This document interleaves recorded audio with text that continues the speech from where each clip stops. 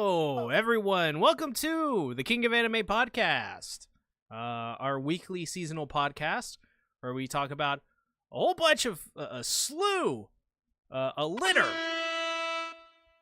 of anime, seasonal anime every week. Today we're going to be talking about Fullmetal Alchemist Brotherhood, episodes 20 through checks notes 22. We're going to be watching checks notes Rurouni Kitchen episode 23, and then right after that Dandadan episode 8, and 9. then Suma Show episode 10, and then NegaPosi Angler episode 9. Yep. Which feels like that show for some reason is already over. I don't know why. Killer passes for 3 shows. Yeah, we're killing. We're tired. killing either Rurouni, Dandadan, which is it has a high possibility, and also NegaPosi. Everything. Yeah. We this week we're gonna break hearts this week. We're gonna break everyone's achy breaky heart. We're just gonna decimate you all, and we hate you. Scorched earth. Yeah, we're tired. We're tired of this, and it's enough. Enough is enough. How are you guys doing this week? Mad as hell, not gonna take it anymore. Actually, this week has been pretty good. Besides the raging hatred. Yeah, as you all know, this past 4 or 5 days, it was Thanksgiving weekend. So everybody had a nice 4-day weekend. I hope y'all, and if you had to work on that day, sorry. I know how that was like back in the day. Yeah, I did. Yeah, but Thanksgiving was great. Got to be with the family and cook the ham that I said I was gonna cook. There was no ham left, by the way. I knocked it out of the park, and everybody was like, "Oh my god, I love this ham." I want that honey glaze, and I was like, my secret. No, I was just basically saying I looked it up on YouTube and made it, and they were like, really? It's like, yeah, it's a real simple recipe. Did that. Black Friday deals. Found out that my brother is getting married. Oh, wow. Congrats. Yeah, I'm going to a wedding, not this Saturday, but next Saturday, the 14th. That's freaking awesome. Yeah, so I'm going to be looking suave and sleek and smooth. We got to do a podcast at the wedding. Sure. Oh, this is the same brother you said came from the military, right? Yeah. Okay. Mm-hmm. Yeah, absolutely. Oh, look at him. He's accomplished. Yeah. And yesterday had another Thanksgiving, but with the other side of the family. So I had literally like multiple Thanksgivings. So pretty exhausted by the end. All in all, was a good time. Good times had by all. Glad. That's awesome. Mm-hmm.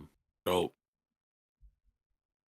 Well, I'll say as for me, my Thanksgiving was kind of uneventful, but in a good way. You know, I just chilled with the family, ate good, had a lot of cake out of everything that I ate. Really? Yeah. We had red velvet cake. We had strawberry cake, which I didn't eat. That red velvet cake, I'm telling you, it stood no chance. None. But I had a lot of macaroni and cheese. Hell yeah. Had some greens. I said it before, I usually don't eat traditional like Thanksgiving food, so I didn't have any turkey, but I had chicken. What else did I have? Potatoes and green beans. So I ate pretty good. Yum. Yeah, traditional is a good word to describe my meal this year. We just literally had all the generic stuff. So whatever generic thing you can think of, we kind of had it. And my day was the flesh of your enemies, right? Yes, and the souls of the damned, of course, obviously. After I got finished, because that day was a Dandadan video, so after I got done working, which was like, I don't know, like 4, I was already sick that day, sick to my stomach, So I go down, hang out for 20 minutes, eat food, all that, and I'm like, guys, I'm gonna go take a nap. I'm expecting maybe an hour at the most. Like I'm not even. I don't feel that tired. So I go lay down, I take a nap, and I wake up at 9 p.m. Oh, you just love those naps where you're like, This is a good nap. what time is it? You just wake up, everything's dark, or like I don't know what happened. I hate taking naps, and I wake up, and then I think I have to work or something because of uh, how it looks outside. Oh, Like, that's happened to me before. I go, whoa, am I late for work? Oh, I'm good. yeah, I've done that on weekends before where I was like, shit, I slept in my alarm. It's Saturday. Okay. Yeah. Yep. Simple Thanksgiving this year for me. It was very nice. The 20 minutes that I experienced it, and then the rest of it I slept through. It was nice. It was pretty fun. It must have been some really powerful turkey that put you to sleep. I don't know. I think it was the illness that I was going through. I think it's the fact that I was decompressing this past week or so because ReZero ended, so I'm like able to relax for a moment. I mean, you should see my eyes. I have like dark spots under my eyes. You It's have crazy. eyes? I do. What little is left of them. So, eyes are a limited time event. So get them while you have them. Anyways, leave a like on this podcast. Share it out with your friends, your mortal enemies, and your boss at work.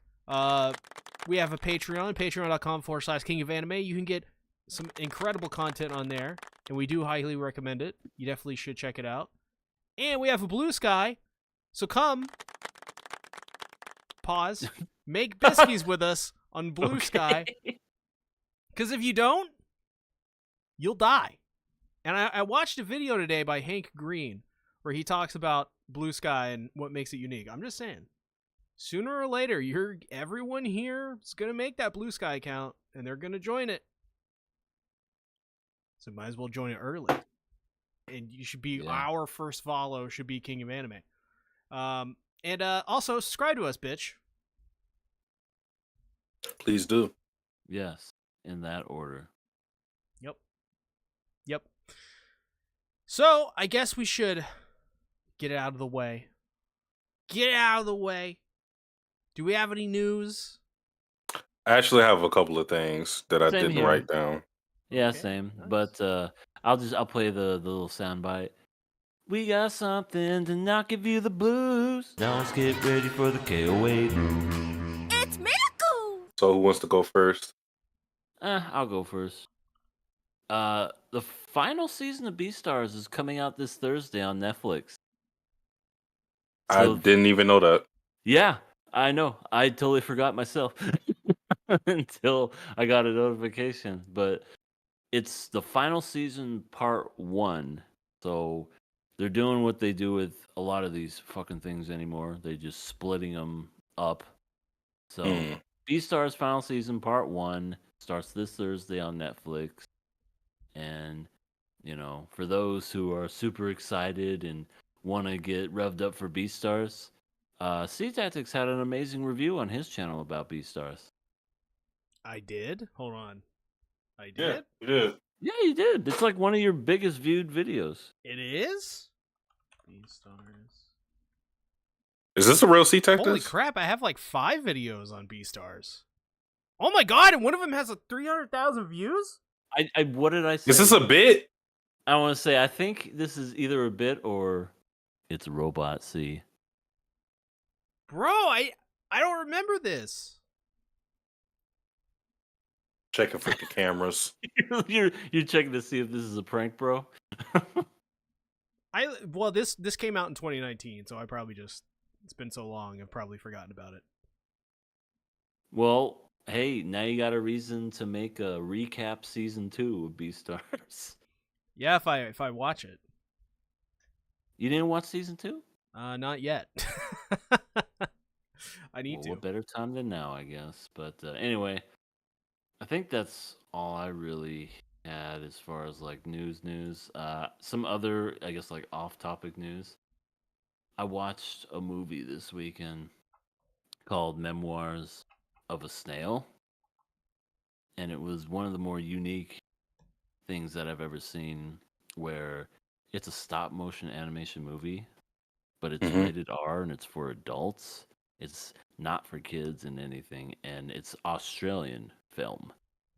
And I just thought it was really well done because it's kind of a story about, you know, moving on, accepting the cards that you're dealt in life. Sometimes you get a shitty hand, but you learn to kind of like move forward and move through a bunch of stuff because it's a very heavy type movie. Like it's about this girl and her twin, and just they lose everything and had to go through, like a foster home and shitty foster parents.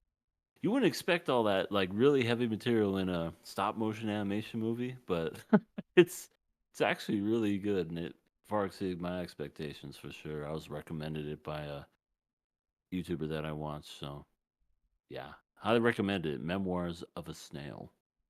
Okay. That's funny. When you said that, I was gonna make a joke about Midnight Oil. Then I thought about it again. And I was like, they could be from New Zealand. That would be Yeah, offensive. So I'm not gonna make. no, I don't know. it's an So I'm not gonna make the Australian. joke. Okay, well, we won't make that joke. Instead, we'll, I don't know, do a bunch of weird shit. Yeah, But backflips and stuff. that's all my news. Satsuki, take it away. uh, Last Friday, Yoshihiro Tagashi announced that he is undergoing surgery, and he has completed two more of his storyboards for uh the next two chapters of Hunter x Hunter. I don't know how things have went since then, since the surgery. Because he posted it on his Twitter, and I'm not on there anymore. But yeah, uh, I guess he's taking better care of his health, or he's trying to get healthy. Um, That's good. don't don't know how this is going to affect the manga, anything as far as like hiatuses or whatever. I've always been the mind of when he does come back, just expect the volume, and then don't hold your breath after that. But hopefully his health becomes a lot better because that's the one thing it's hard to get back. For sure. Indeed. And Uh, speaking of hiatus, oh, go ahead. well, I was gonna ask, do we know if like what he's getting surgery for? I don't know, but considering his, I don't even want to speculate, but one of the things that's always plagued him is his back. As like most other mangaka, so Mm, um, I don't know if that's what he got surgery for, but I wouldn't be surprised if it was that. yeah, he may have gotten discs fused together or something. Yeesh. Yeah. But yeah, speaking of hiatuses, Spy Family is on a month break, so the next chapter is supposed to be December 23rd, so around Christmas time. Do you still keep up with that? I have not read it in some months, but yes, I still do read it. It comes out bi-weekly, so it's one of those things where I kind of let it stack before I read it again. Oh, I see. I was actually going to ask and say, is it still going strong? Is it still? Because I know the anime series is great. Hmm. Is the same? Couldn't the same be said for the manga? As far as where I last read it, yeah, you can say Cool, that for sure. cool. I'm so sick Um, and tired of hearing about stuff that fall off and just get shittier as they go on. well, we won't know that until it gets to the very end, because that's when it happens at the finish line. It doesn't happen, in the middle of running. Always at that finish line. They they get a cramp at the the 7/8 mark right before they're about to pass that freaking rope. They're like, yeah, and then oh my calf. Yeah. This is I'm literally just finding this out. So apparently, Tennessee school districts are removing a lot of manga from school libraries. Oh, I heard about that. See, Yeah. what have you done? Oh, I didn't do anything. Listen, Tennessee is one of the worst places to live in the United States of America. Sure, it's not a third world country, but it's about one of the most backward places. Like you wouldn't even if when you think of Tennessee, you probably think vast, swaths of trees and greenery and beautiful, mountains and all that great, the nice hospitality and sweet tea and home cooking and whatever. Nashville, Chattanooga, stuff like that. But here's the thing: this place sucks. It's backwards. It's like one of our politicians was trying to pass something to the effect of basically legalizing incest. So Ooh. there you go. There you go. That just goes to show it. And they've been doing this for a while. They've been banning a lot of books. They're under the whole Trump brigade where they're trying to put Bibles with Trump's name or Trump's face on it in schools. Like Oklahoma, they're probably the next people up for that. Yeah, because it's not just Tennessee with a lot of these, and it's not just manga. It's a lot of different titles that are being removed. North Carolina, South Carolina, Florida are among some of the places where this is happening. And for whatever reason, the common manga that keeps getting removed is Assassination Classroom, which is so funny to me. You gotta be. Oh, you know why? Me. You know exactly. Oh yeah, why I know exactly why. Right, because they probably think that these are how stupid some people are. They think someone's gonna read that book and they're gonna want to kill a teacher. This is going to turn someone into a school shooter. Right? No. No, they're not trying to prevent some stupid kid from doing that. They're trying to prevent it from actually happening for real in a serious context. Like someone being inspired by that and going out for a political reason. It's clearly why they're doing it. You know what? I have looked at my teacher and they do look like a yellow octopus. I'm gonna. Well, if they learn about the word assassination, I mean, and their life sucks because, Yeah, it's one of those things where they obviously didn't read the story because that story doesn't promote assassinations. Like the story is, a lot deeper than the title. But I guess don't judge a book by its cover or its title didn't reach some of these school boards, which is very ironic. They banned like Food Wars and Attack on Titan. I was seeing Fire Force, which Fire Force I can understand just because of the crazy fan service. Mm-hmm. Yeah, some of the fan service stuff I get, but I don't know. Don't you just love it how anime is at the height of its popularity? It's more popular to Gen Z than it is fucking sports. Yeah, and yet, what's a good way to get our students to hate us even more? Ban it. To get rid of it. No, it's to keep them more stupid. That's their whole thing. Is they just want to keep the population.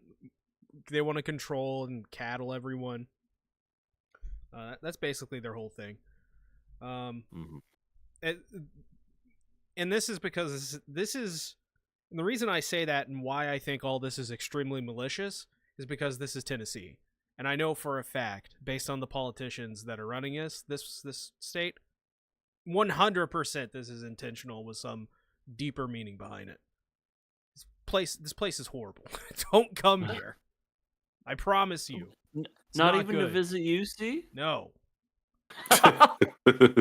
Stay away from me.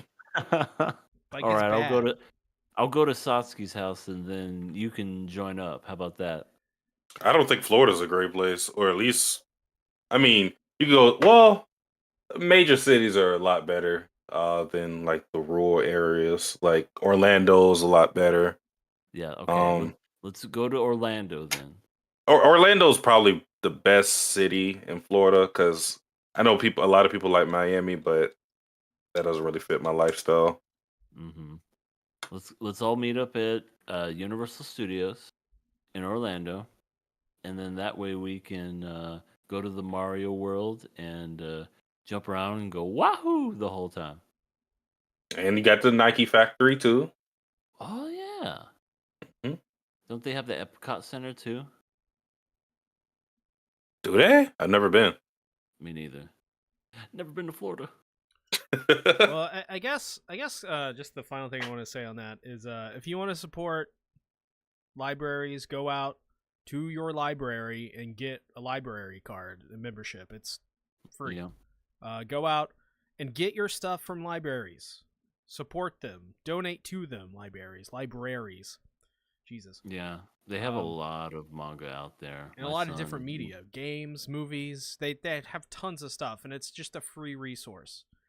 Make sure to support this stuff and get out there and use your voice and get engaged and stuff because it's important, especially with libraries. That's a big touchy subject. A lot of people don't realize it. They don't talk about it. But Sure. Is there any other news? Is it for me? That's it. Alrighty. Let's go ahead and let's get into our first show of the evening, Fullmetal Alchemist Brotherhood. These episodes were freaking good. As my friend David would say, these episodes had the sauce. Let me tell you. This first episode, episode 20, it starts off pretty crazy with the Hohenheim stuff. Because Hohenheim, he's just like... Because the last episode ended off with a cliffhanger of him actually just showing up there. So he comes back and he's like, why did you burn down my house, Ed?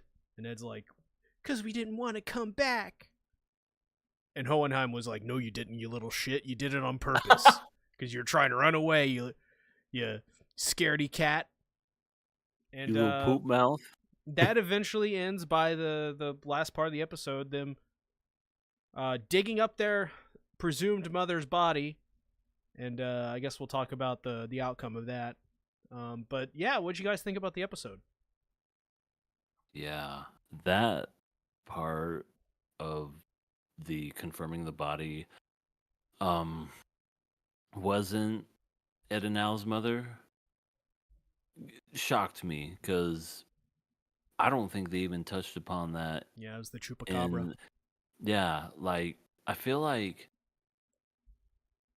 now in this very moment was the first time I this whole time I always thought that was his mom, like transmutated and everything, and I was just like, what a horrible cross to bear. But lo and behold, not his mom. It was just some weird creature, not even human, I don't think. So that was a shock to me within itself. But I was just like, wow, this whole time I thought that, because I don't think, if they did, I don't remember in the original one, but in this one they definitely dropped the bomb on that one.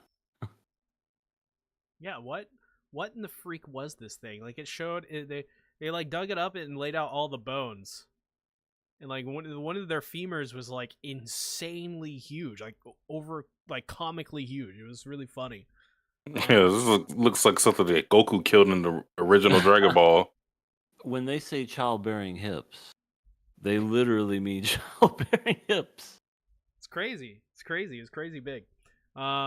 Also, the moment when when Ed actually digs her up and she's like, or he's like vomiting because he's so sick, but he's pushing through it because he's got to see it, and he like rips out some hair and he sees that, oh, this isn't the same color, and you just see the how his face looks. This is really good animation here. Such a great moment. They picked a hell of a time to dig up a dead body in the pouring rain. Yeah. You know, they couldn't wait till maybe it cleared up a little bit. Hell, even Even not his grandma. Pinako. Thank you. Pinako was like, Ed, bring your ass on inside. It's fucking raining and freezing and cold. No, I must find out. As he's like unburying like literal like soup and mud and just all disgusting limbs and whatnot. No wonder he threw up. Probably the smell and also the thought of that being his mom probably gave him an upset stomach. Yeah. So, how do we feel about Hohenheim as a character? Because he's a character that's, I feel, a little controversial. I want to When punch him in the face. understandable. The very first thing out of his mouth, as you said, see, why'd you burn down my house? Not Ed, I missed you for so long. Ed, is my wife still alive? Ed, please tell me your brother's okay. Or maybe like I'll take care of my. Not even that. Different series, but yeah, it was pretty like just almost like he had no emotions whatsoever, and was just like, "Why'd you burn down my house? Oh, you're trying to pretend like you're running from something. You're just trying to forget." And no remorse whatsoever, at least to his face. And I hated your mother. Right. Your mother, I had better. Just, yeah, the worst possible person She's in not the the world. one. She's not the one. But when Ed was asleep, that's when I noticed the side of him where he actually went to reach out to kind of like almost like what a parent would do to their child, kind of like, stroke the side of their head and everything and just comfort them. And even then, he kind of like stopped and just like recoiled back and couldn't bring himself to do it. So it's almost the way that at least from this episode alone, from what I see, it's like he has to put up a front, but deep down he truly does care, but he can't show it. That's what I get. Yeah, there's a little something with Hohenheim that's a little interesting to me. I don't think it is just him being an asshole. There's like, feels like there is some reasoning to the way he acts, and because like it doesn't make sense if he acts that way, why he would seemingly marry such a nice woman as their mother. It just and why he would take the picture at the end before he left. Yeah, it just all seems like he's a very deliberate man, and he's on some sort of mission of some kind. That's what his character seemed like to me when he immediately started talking and stuff. Because he was kind of an asshole, but look what happened because of it. They found out something extremely important by being challenged, digging up their mother's grave, and now they understand that death is permanent, and Al can get his body back. Like, that is such a big turning point, which is why it was raining, because thematically is a big turning point. So Yeah. And you can see, even in the scene, it looks as if he's goading Ed into finding out that information, because when he's talking to Pinako, he looks over to where Ed is sleeping, almost as if he already knows he's eavesdropping, and he says that information, presumably knowing what Ed is going to do with that information and figure out what he's going to figure out. Yeah. And then there's also the scene of him talking to Pinako, telling her of what's going to happen to the country, and telling her to get the fuck out because something's gonna pop off. So yeah, what he kind of reminds me of, in more modern time, kind of reminds me of Grisha Yeager, where initially we thought he was very cold and aloof, and we found out why that was. With more context, we understood his character a lot more, and I feel the same thing is going on with Hohenheim. There's scenes where even Pinako himself or herself outright states that he loves his sons, but there's something holding him back from expressing it that the way he wants to. And there's a lot of mystery going on with his character as far as how does he know something's bad's going to happen to the country? Why did he leave in the first place? Um, yeah. Yeah, so many unanswered questions. What is that thing that's going to happen? The first thing that came to mind, to me anyway, was what we keep hearing throughout the series about Ed being a sacrifice. That's kind of the only thing I could put together was Ed being a sacrifice and these other people being a sacrifice. But something so bad is going to turn the country to ashes.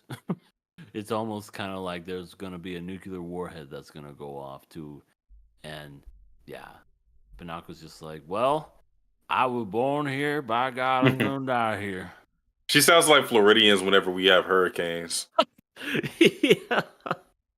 Yeah, you bunker down and say, I'm riding this storm out. Are you sure it's going to be an F4? Quite literally, Floridians do not like resupply on essential needs like I don't know, like flashlights or any power source or water, stuff like that. They buy alcohol. that that's it's a party. They just have barrels full of it. Yeah. And because when the party's over and everything's all said and done, you're gonna need something to drink it away, right? Yeah.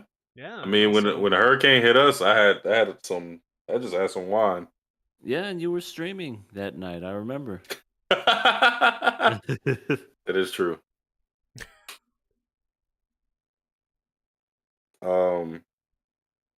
But after Ed finds out the information that what he transmuted wasn't his mother, he relays that information to Izumi Curtis, and Oh yeah.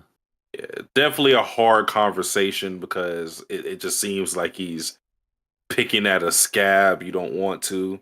But it's interesting how she receives that information. I don't think we got her response within this episode, but yeah, it was interesting how, you know, Yeah. she confirmed it and, how she reacted after. Oh, I think one of the best aspects of these two episodes, or just these moments, maybe is the better way to say it, is just the fact that you almost don't know as a viewer how they're going to react. Like what this information really means to them. It takes them kind of moments to parse it. And I like how they conveyed that through the actual plot itself, and the tone of this episode and the way they paced it. It's like is this bad or is this good? That kind of thing. It was really I like that part. Oh, actually, the response was in this episode. Oh, it was. Yeah, because I forgot because she hung up at first and then called him back. So, because she confirmed it, and she actually thanks Ed for letting her know that. And, even Ed is confused at why she would thank him because it was just like he's trying to confirm a theory because, and that's something we could talk about as well because he figures with that information that he can get Al's body back for sure. But what Izumi takes from it, knowing that what she transmuted wasn't actually her child, she finds relief in it because what's been guilting her for all these years is the fact that she tried to play God and basically killed her son or killed her child twice. And that's been eating at her. That's also been eating at Ed and Al, as we saw in the episode 2. Like the notion that they killed their mom twice, or I guess once, because they didn't do it the first time. But Yeah, I would say that was kind of. Did we know what she was sick of? Probably some kind of I sickness. don't know, sick of taking care of the kids. She was down with the sickness. She she was sick of being a single mom. Yeah, like this shit is boring. I'm tired of raising these Oh, kids. Pinocchio, please tell Hohenheim that by the time his ass gets back, I'm fucking dead. That's the message. Just like, oh, And then even at the end, she was like, "Damn it, I forgot to tell him." Yeah, I love that acting by her because like she immediately starts into something dark and immediately goes to damn it. It was really I forgot to tell him the most important thing that it was her literal dying wish, and I fucking forgot. Yeah, that's so I, great. I do love how characters I love how characters react according to the tone. Because Pinako and Ed had that very like, fun relationship where they're, bickering with each other about how short the other are. But in this episode, Pinako and Ed don't really bicker at all. She just feels like a grandmother figure for Ed, comforting him when he's digging up his mom's grave, being there, or, talking him off the ledge when Ed obviously feels distraught with his father. So, because we saw one side of the relationship, and now we're seeing the more intimate and caring parts of the relationship, and it makes it seem like they're family. Yeah, Yeah, yeah. for sure. It's a thing that family would do, right? Like she was probably thinking in that moment, hey, he's gonna do this no matter what, so I'm not gonna just leave him out here. I'm gonna help She him. she just snapped on her gloves and said, "Guess we're digging up this grave." My hips may be busted, but I can still dig a hole. I also really like the detail because we know Winry's parents were doctors. I like the detail that she was able to identify what the remains like. She was able to look at the pelvis, and go, "This is a male pelvis," showing you that she has that background. So you can see where the medical information or the medical background comes from. Yeah, because Winry's parent, that was her son. That was Pinocchio's son, and then her, I guess, daughter-in-law was Winry's mother. And then she also has to have like you know uh information on anatomy, given that she does auto mail. Yeah, it's really good writing. It's really clever. For sure. It's one of those show not tell type things. Yeah, yeah, definitely. You got to figure it out. If you don't know it, you don't know it. But when you see it, you see it, and it enhances the entire experience. Yeah. Sometimes that's like something you can watch on like mini watch throughs, and then you'll catch it on your third watch, and you'll be like, "Oh yeah, I guess that makes sense. I never saw that before or Yeah. noticed that." That's what's great about Chainsaw Man, is that that's every week. It's like you can just reread any chapter of Chainsaw Man and find something new in it. Kobeni? There's another big thing that we neglect to talk about with Hohenheim. Pinako made a very interesting comment, and that's the fact that Hohenheim looks exactly the same after all of these years. I'm telling you, he's evil. He doesn't have red eyes though. Yeah, he's hiding them. He's got those eye contacts. Okay. Um it is interesting how he does say he looks exactly the same, but to be absolutely fair, how many years has it been? Like 5? Well, we don't know how long he's known Pinako. Because from Ed and Al, they did human transmutation at age like, I want to say 11, 12, some age like that. So yeah, it hasn't been that long as far as when their mom died and him returning. But she was saying that, oh, you look the same since I first met you. Basically, we don't know how long Hohenheim's known her. I see what you're saying. Since the first time she's seen him. Got it. Now that's interesting within itself. And we already have somebody hooked up with a bunch of wires drinking some Philosopher's Stone juice that looks exactly like him. So, begs the question. It's him. He's just hell bent on exposing this man as being evil. He is evil. I will make the Reddit post. But the dog was barking at him, so he might be evil. I mean, yeah, that is true. Dogs seem to know. Yeah. Yeah. Dogs know. Terminator. I mean, right, Terminator. They bark at people who are the Terminator. They know people, even if they got the shell and the skin. Dogs know. They're like, You're not fooling me, bitch. That's Yeah. that's metallic alloy. I can smell sniff the it. robot. I smell the chainsaw man. Hey, that's not a human. That's a chainsaw man. Yeah, that's that's what's her face with the big ass. What's her face with the big ass? That's not very specific. Well, But it's I'm not gonna Power. agree. Come on, Oh, from Chainsaw Power- Man. That's even less specific somehow. Power don't have a big ass. Makima, thank you. Makima. There you Dog go. will smell Makima and immediately growl. Yeah, I forgot about her. That wouldn't happen though, because Makima's like really good at taming dogs canonically. That is true. She loves dogs. You know, okay, She's a dog person, and then turning them into dogs, sure. But what do we know about real, authentic animal dogs?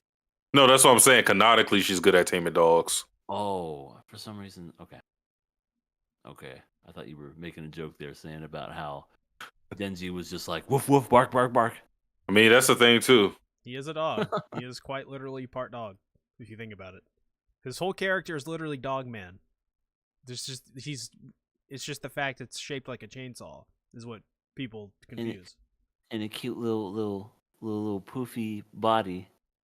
Yeah. Woof woof. I think the last big thing that happened in this episode was everything concerning Al and his body.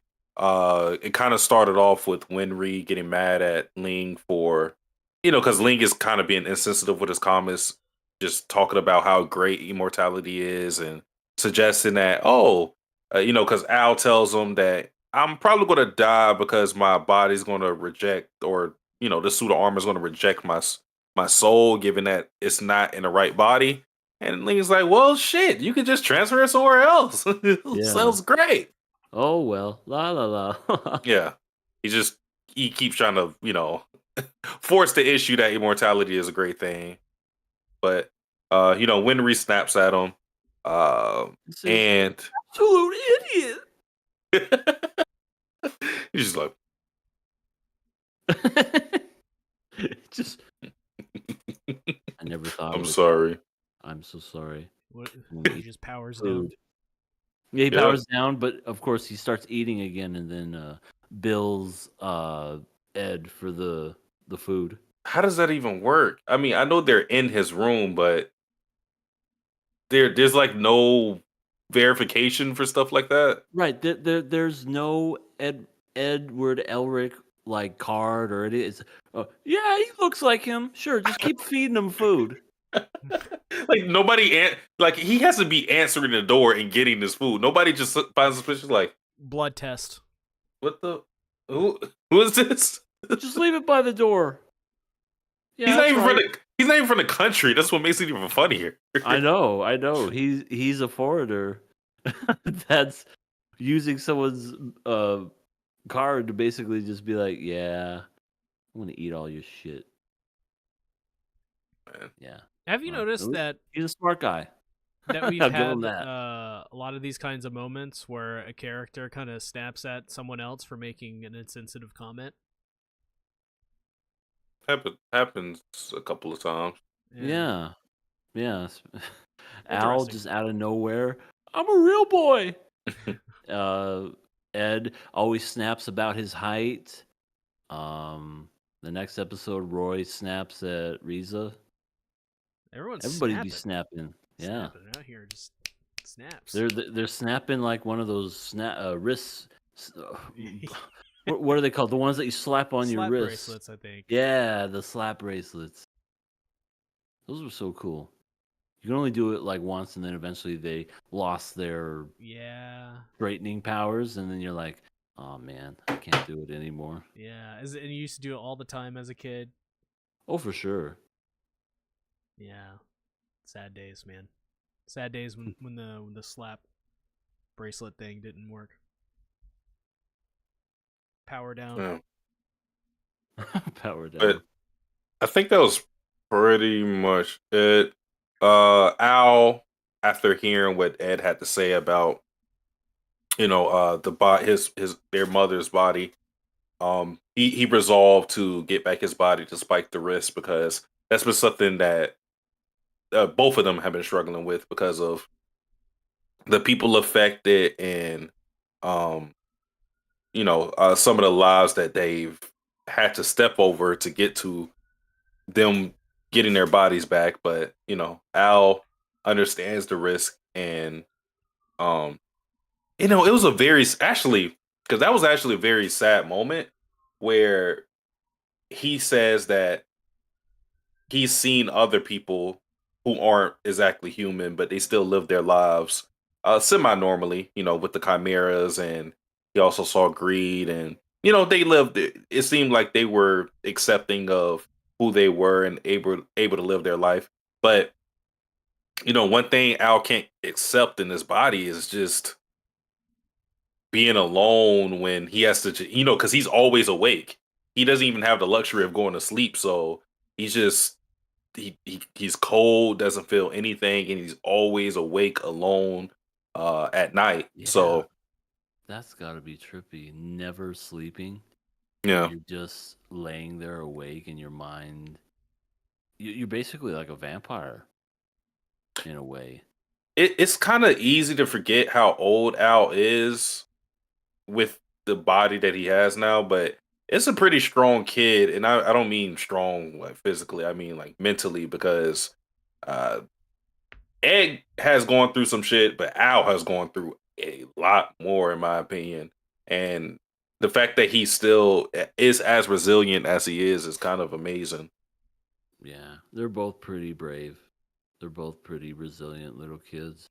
Not even adults yet, and they've lived like so many lifetimes just in a short amount of time that they've had. Maybe Hohenheim is a good dad after all. No.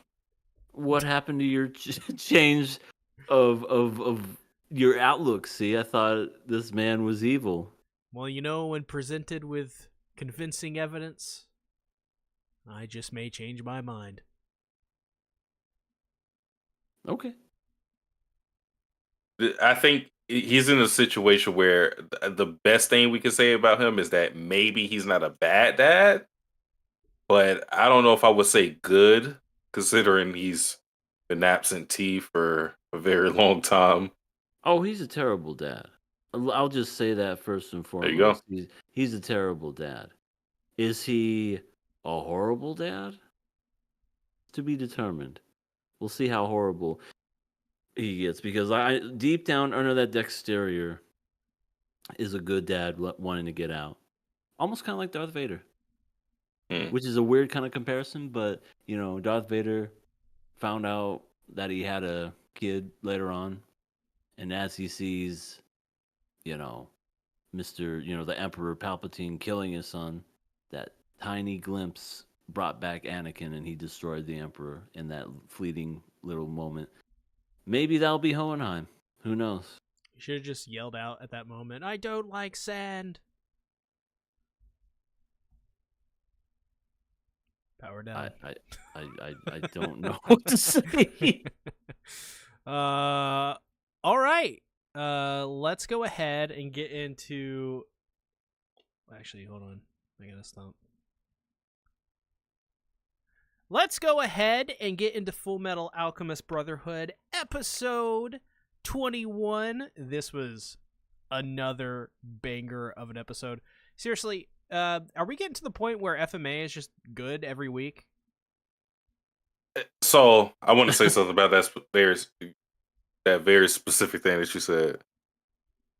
I don't know how long ago this was, but I remember on Twitter when people were talking about FMA, uh, there was this criticism about the series that it has, in their words, FMA has no peaks, and no, me loving this show, I obviously disagree with that take, and I'm here now to defend and also condemn that take, and I'll explain like what I mean by that. First, it's just for what I think they were trying to say. I think is not a good take, but I think the essence of what they were trying to say is that Fullmetal Alchemist doesn't have like a lot of moments in a vacuum that you look at and then you love. More specifically, if you didn't know anything about the series, like there's some TV shows, for example, where you can show somebody a scene of it, they don't know anything about the series, and they may be interested based on that scene alone. If you're talking about it in that sense, I may agree with that take that Fullmetal Alchemist has no peaks. If that's the essence of what you're saying, but uh, FMA doesn't have any peaks because it's great all the time. Like there's not like, oh, it's mediocre. Oh, this is really good. This is great. This is great. It's like it's great all the time. It's uniformly great, and I think the reason why that's the case is because FMA is kind of like The Wire, where everything builds on each other. Like there's a great foundation for the series, and moments are great because of stuff that built up to those moments. It's not just great because of junky action or uh, it doesn't have a lot of moments where you can take that in the vacuum, you don't know anything about it, and it's great because of that. No, it's great because of the stuff that came before it. And yeah, that's why I think consistently we love this show because every episode is good to great.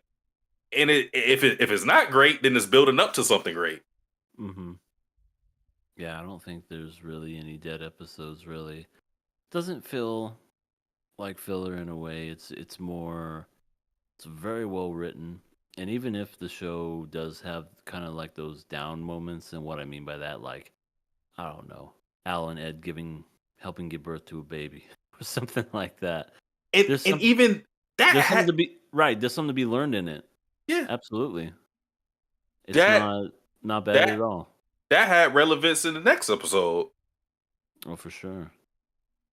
Like this is one of the most tightly written shows that I've ever seen, where I feel there's almost nothing wasted, and that goes from character to character, story to story. Who's the one that made this series, Fullmetal? What's her name? I don't know the name of the mangaka. Yeah, well, she should make more. She has two others, probably 2 or 3 other series. I know Silver Spoon is one of them. Oh yeah, Isn't one of her Silver anime? Spoon's actually really good. Or is I it feel like it's she just underrated. getting a new adaptation for her new manga or something? Yeah. Looking at it right now. Written manga. What the fuck I said manga? It's really Okay, interesting. You don't see her being talked about a lot. Hiromu Arakawa. Ah. Fullmetal Alchemist, Silver Spoon, and the heroic legend of Arslan. Okay, I haven't heard of that one, but I've actually watched Silver Spoon and didn't even know she made that one, and it's actually really good. Like I feel like it's a slice of life, but it's a good slice of life. Like it's one of those, you know, how slice of lives are. Oh fantasy, oh make believe, oh bump into your future love while eating toast. Just bullshit like that. I feel Mhm. like the way she did Silver Spoon was very grounded as far as, yeah, that's how a person would react to that situation in real life. Yep, that's norm. They didn't draw this out into some ridiculous bullshit. And I will spoil it just a little bit. There's a scene where he befriends a pig, and because the school's on a farm, you think, oh, he's gonna take the pig and he's gonna like save it or whatever. Nope, he actually kills it, cooks it, and eats it Mhm. because that was what he was told to do, and he did it. I wasn't expecting that. Yeah. That's pretty cool. I mean, not the Mhm. pig killing part, but And Oh no, it's funny because that's the part I was agreeing with. Like, yeah, bacon. bacon, you say? Yes. but the pig looks so Pork cute chops. too. He's got the cute anime eyes and it makes like a little cute sound.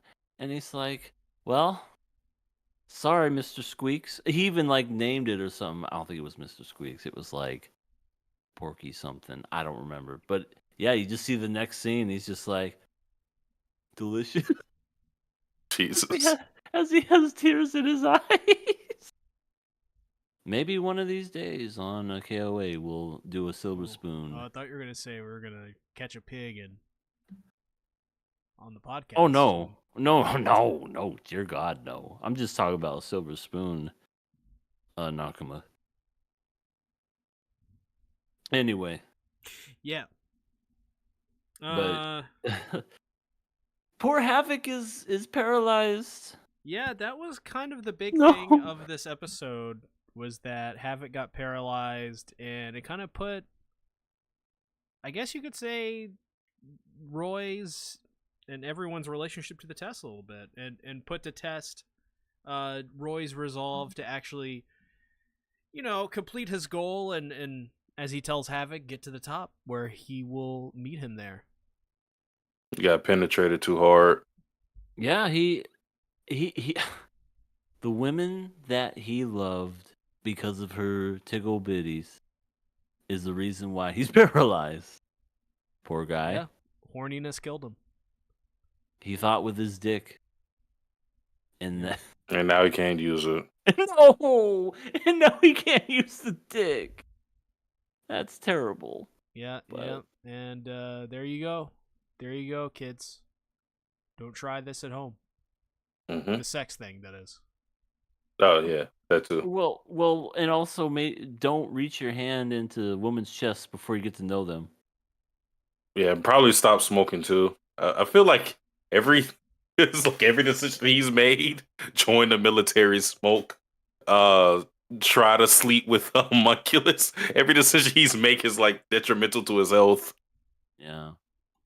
He had like a significant other before he went to Central, and I bet he's regretting it now. He's like, I wish I would have been with her now. She wouldn't have fucking stabbed Roy, and paralyzed me. You told me to break up with my girlfriend, and now I'm paralyzed. I do not want to see you right now. I mean, no, with his luck, she would have probably been like a yandere or something. Oh my god. It's true.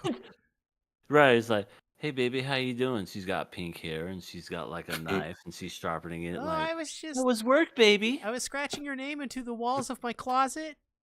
Oh, that's normal. What? Oh, they're at what? Ring. I'm getting a call. Hold on, I gotta go, baby. See you later. Bye. And then just never look back. Oh man. I mean, and this is another instance of where, like, because Havoc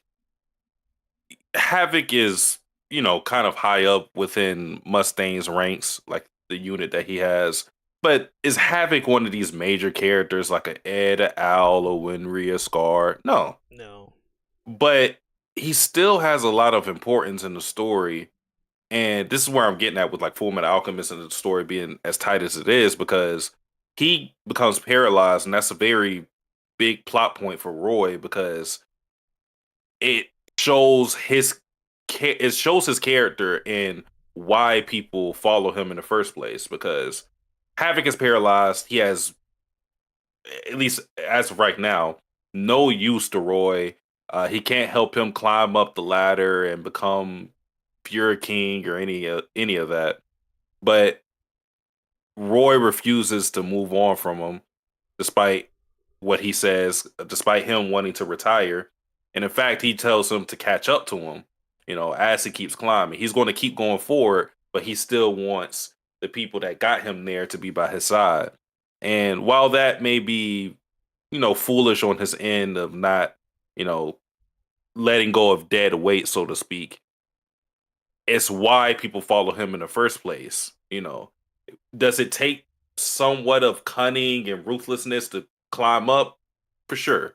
But if he was ruthless and, super cunning, I don't think he would have gotten any of those, any of the amount of loyalty he has from his subordinates. Like, I don't think Hawkeye would follow him. I don't think Havoc will follow him. Um, and I think the episode was called like it was foolish something. It was foolish something. Foolish Um, butthole. that, but yeah, it was like in reference to Roy and him being a foolish person, but that also being why people follow him in the first place. Yeah, you gotta. If you want to be a leader, you gotta have the spine and the guts to do the job, right? And that requires a lot. Was that a joke because Havoc can't walk anymore? No, but I will claim it is. You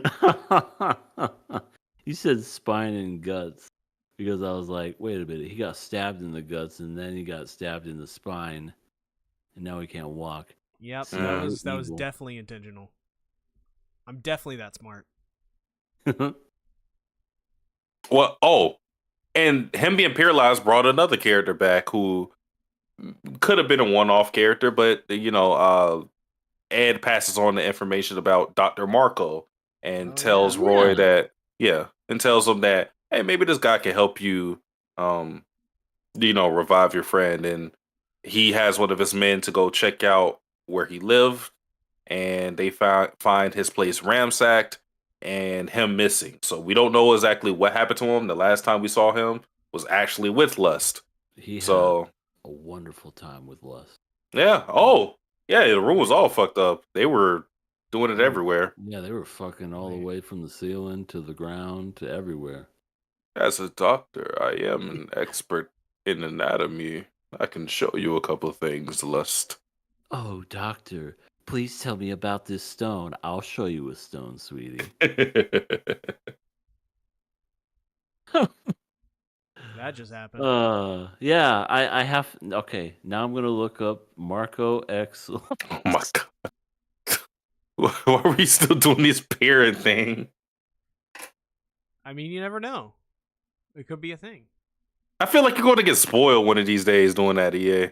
Stop. He's gonna get actually spoiled. He's not even gonna like clock. Like, he's not even gonna pay attention to any of the spoilers. He'll, like, zone out. Missionary. But yeah, yeah, that's.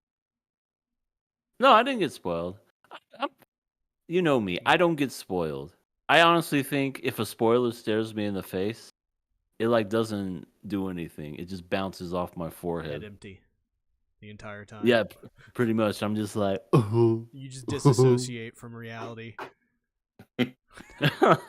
Your doctor is like, hey, you should really stop disassociating. And you're just like, well, I mean, I only do it for spoilers. Okay, so you're telling me you disassociate because of spoilers. Mm-hmm. And also, what did you say?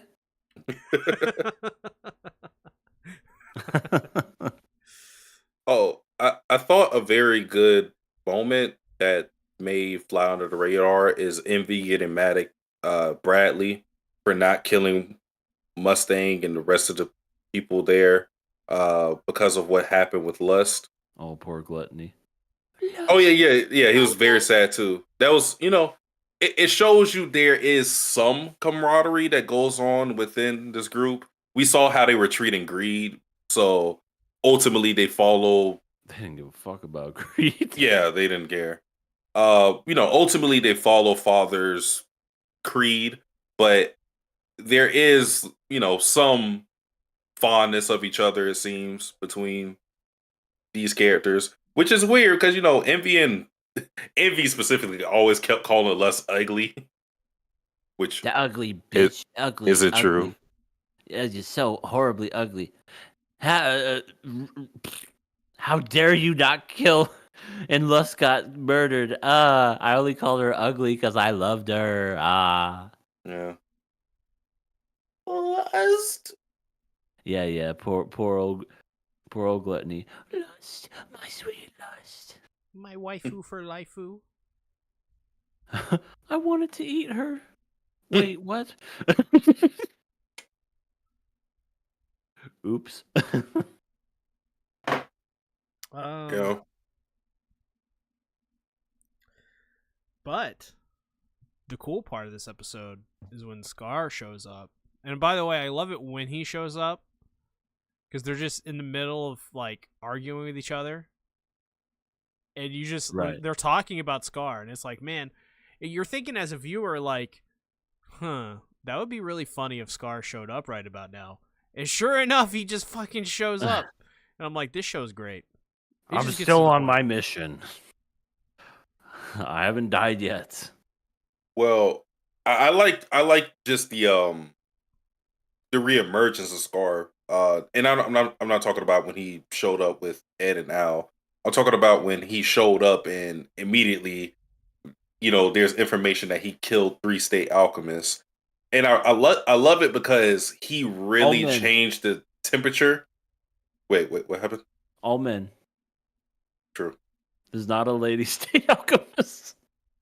Oh, but that is true. Yeah, we still haven't had confirmation on that, have we? No. Nope. Ongoing. But when he shows up, you see Bradley's face, and he is not happy. And we know now with him being a homunculi that Scar is the biggest thorn in their side, given what we know about how they value human sacrifices and the fact that Scar is basically killing all potential human sacrifices for them.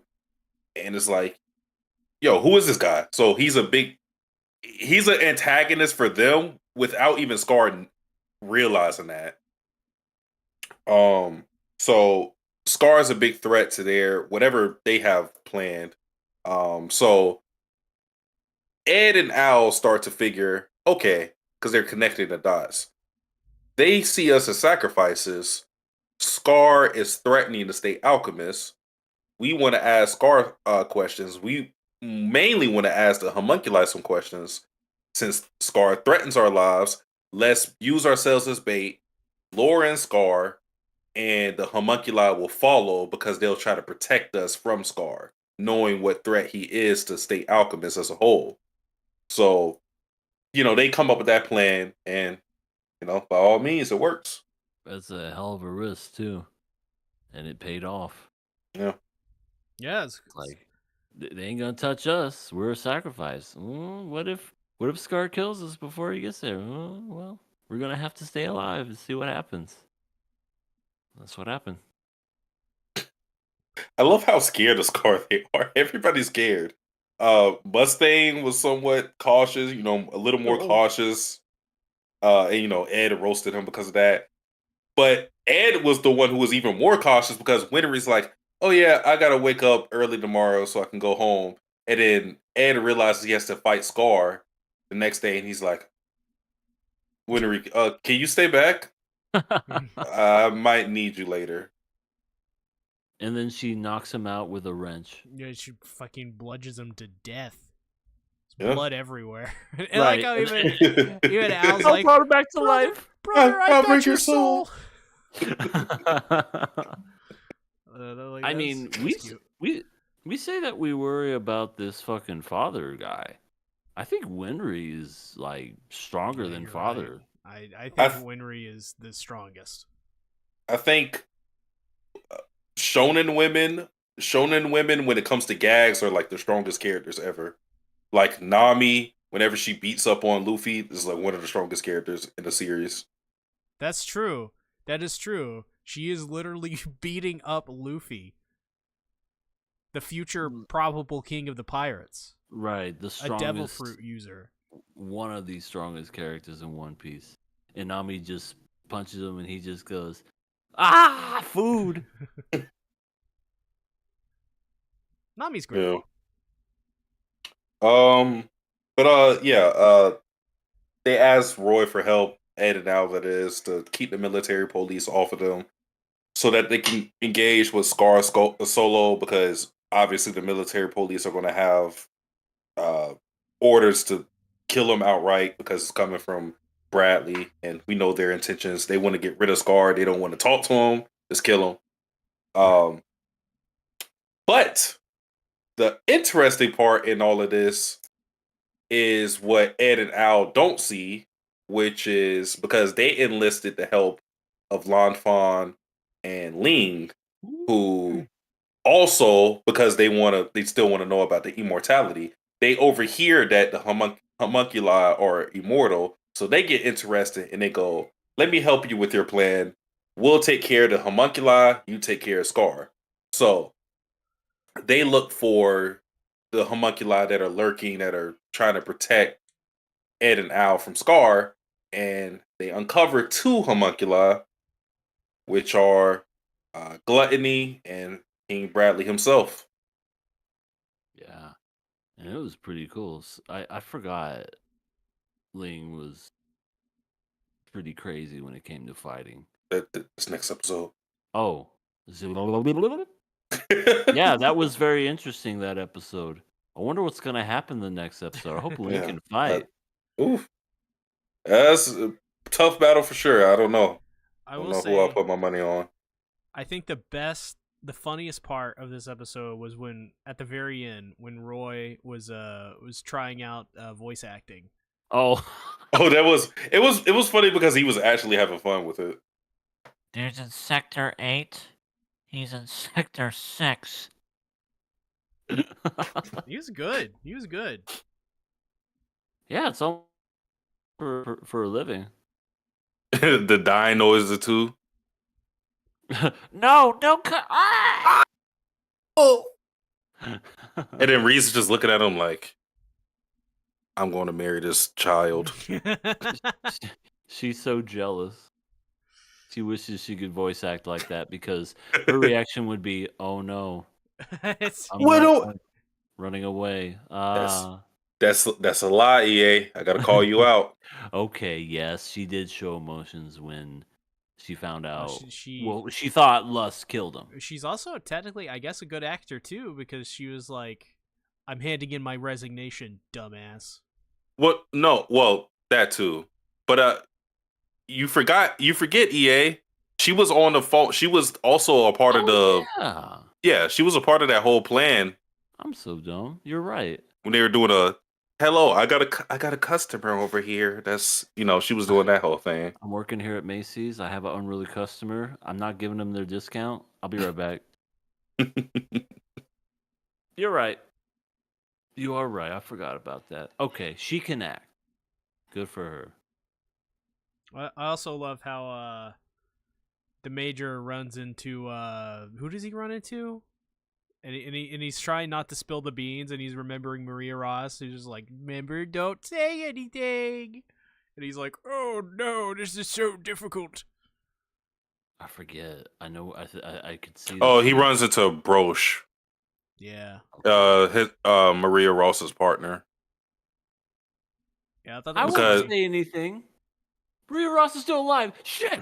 funny. Yeah, because he knows the relationship they have, being that they were partners, and he asked about how did your trip go, and he's like, "Oh, they had beautiful women What if and the scenery."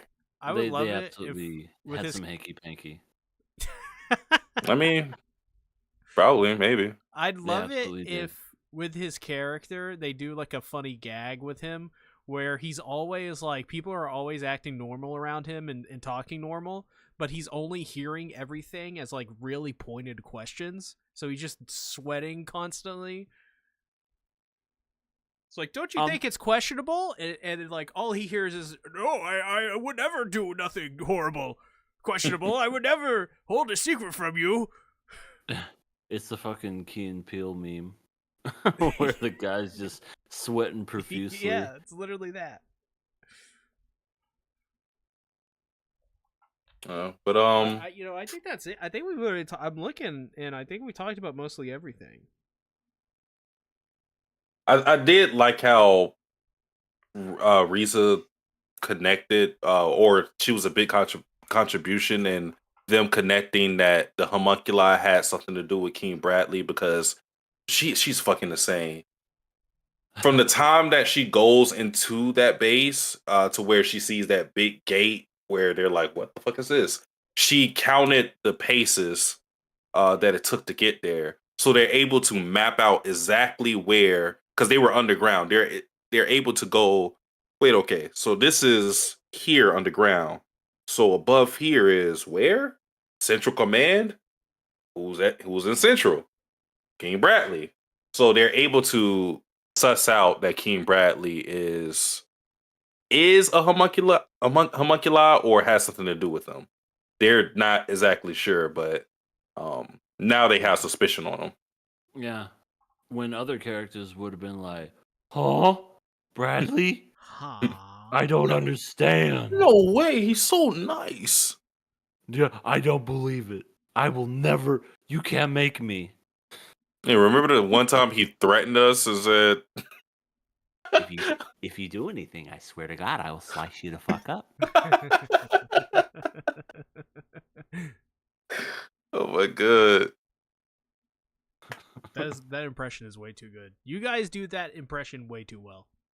Oh, well, I mean, that's pretty much how he is. He's a calm, level-headed guy when he talks, and he's always. But it's crazy because it's like he could fight like nobody's business. Yeah. There's a lot of hidden malice within his character. It's like hidden in the eye patch. Oh, well, I can't wait to see what his actual wrath will be when it comes.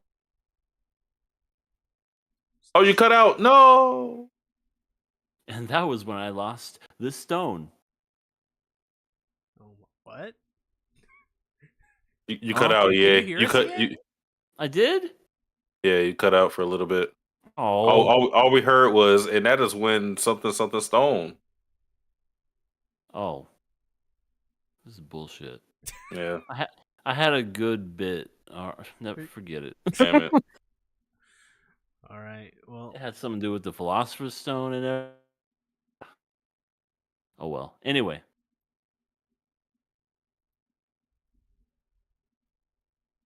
all right, ladies and gentlemen. Oh, yeah, you have returned. I guess this is going to be in the video now. Let's talk about Fullmetal Alchemist Brotherhood, episode 22. This was a great episode too. Oh my god. I didn't know I didn't know Ling was such a badass. Dude, this episode was awesome. What, you're totally right. Yeah. I mean, just the animation of this episode was great. It was fantastic. The fighting, all of it. It was. I think these 3 episodes that we've watched, I was on the edge of my seat the entire time. I didn't even know it. And I've seen this before. Yeah, it was very well. It was very well. Oh my god, it might keep cutting out. No, you're good. No, you're good. That's weird because I keep seeing that I dip. All right, I'm just gonna trust it. Take 2. Yeah. So pretty much, yeah. I don't remember if he was this badass in the original or if maybe I just forgot. But Ling, holy shit, was just fighting like nobody's business. I don't think he was an original Full Metal Alchemist. Yeah, I don't remember. Oh, Ling him. was. He was? Oh, he sure was. I remember seeing his face and I remember seeing his character, and he was pretty much the same. But I'm sure he was like different in a way. That's why I was like, "Hey, it's Todd Hebercorn. I remember that guy and that voice. That was in the original one." But holy crap, I didn't know he was such a badass. as far as like fighting. He just cut the top of Gluttony's head right off. Yeah, immediately. That was the cool part. Is like immediately into the fray. He already offs one of them. Obviously, not for for good. He gets back up pretty quickly, in the relatively speaking, but crazy dude. And the fact that this is the guy that wants immortality, do not get that to him. You give him immortality, we may be in trouble. Yeah, do not give him the keys to the kingdom, please. For sure. I also love the Scar stuff in this episode too. I don't know what That my was, like, favorite the part of this best part. episode was. I think I liked everything about this episode. Like, I can't decide.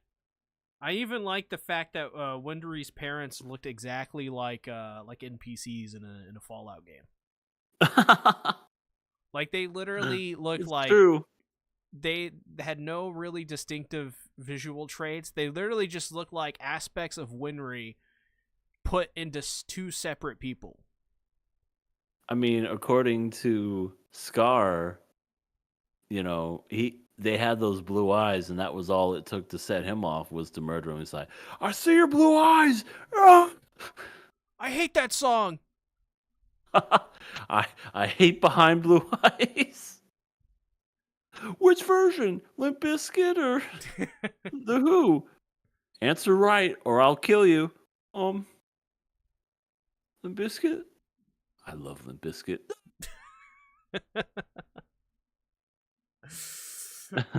Yeah. I mean, this whole flashback also really humanizes Scar in a way that I think all of the other episodes haven't really done.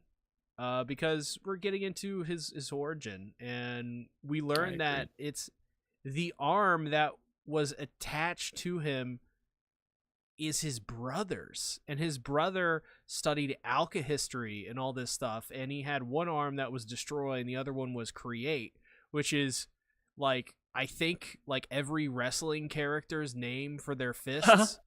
And it all just really humanized him in a way, and you see how he like wakes up and he sees the arm of his brother, and it's so crazy. He's like, oh, it's my brother, he's alive. And then he realizes, oh fuck, this is his arm, and it's attached to me.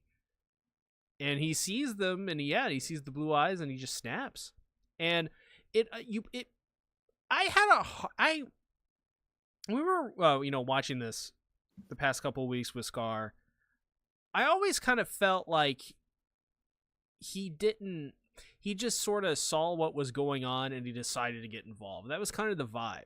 But after seeing his flashback and stuff, I almost have become like, I'm sympathetic, but I'm not like his whole shtick of like, it needs to be like, I am the balance.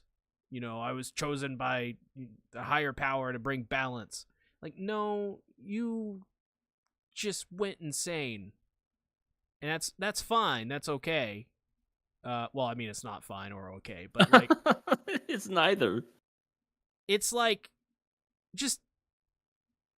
it just feels like he's trying to cope with his reality in a way, more than having some like divine altruistic necessity to bring balance to the universe. Even though that is technically what he's doing, and we've discussed this multiple times, it feels like the reason is a little bit more complicated than just that aspect. Isn't that interesting, the way that you said that, though, C, about how it seems like he's just trying to cope? I think a lot of things I say are very interesting, and I think I'm very grateful that people seem to understand some of the words I say, because, boy, I'm a mess. But what I'm getting at is, here we have Scar trying to be, self-righteous and escape from what he's doing, when we have Ed and Al pretty much kind of doing something similar, in a way, escaping their past, putting that behind them, and wanting to do good for the world. It's almost like Scar and Ed aren't that different. Well, I I think it's even bigger than that. I think everyone's the same. Well, all the human characters at the very least. Everybody's hypocrites. Yeah, everybody's everybody's a walking contradiction. I feel that his backstory is somewhat of a parallel to what we get from Ed and Al, in that now he wasn't the one to necessarily play God, but he felt that alchemy as a concept was something that they shouldn't even try to learn or anything because of how destructive it showed itself.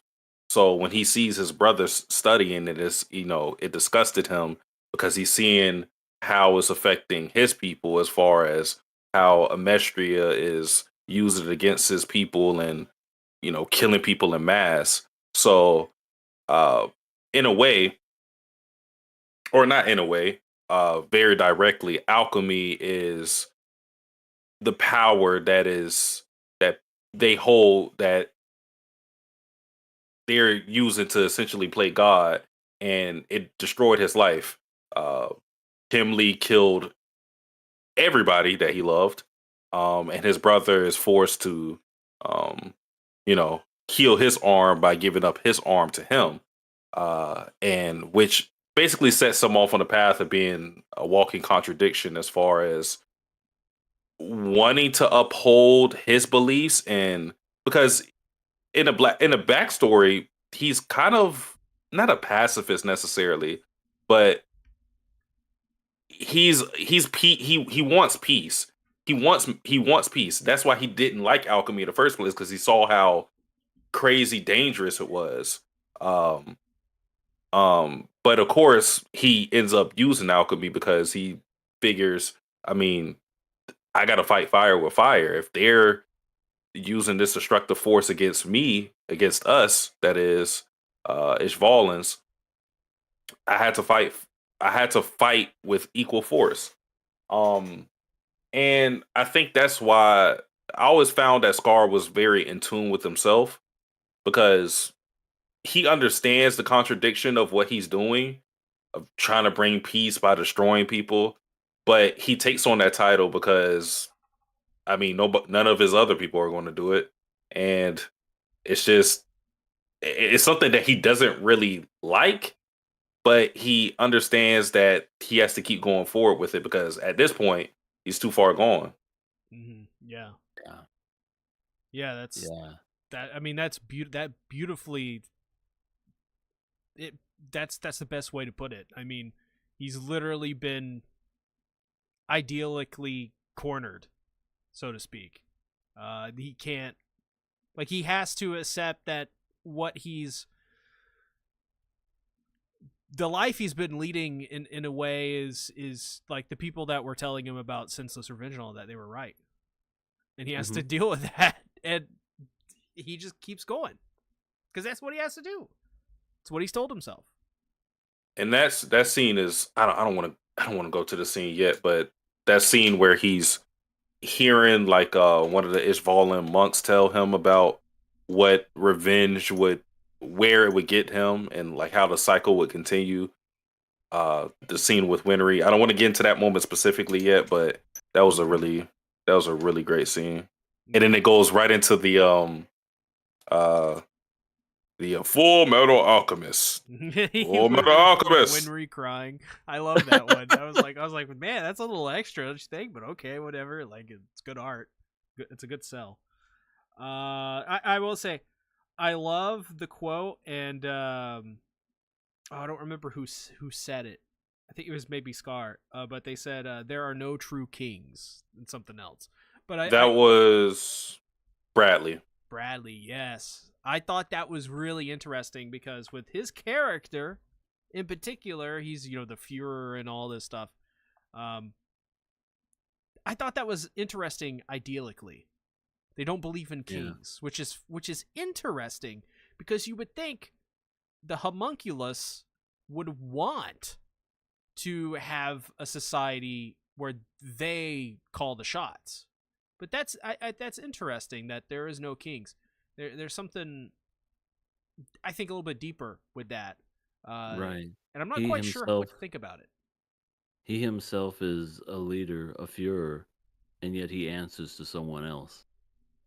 Yeah. And it also shows that he takes no pride or anything of the sort in his position. It's just something that he plays because that's the role he was given.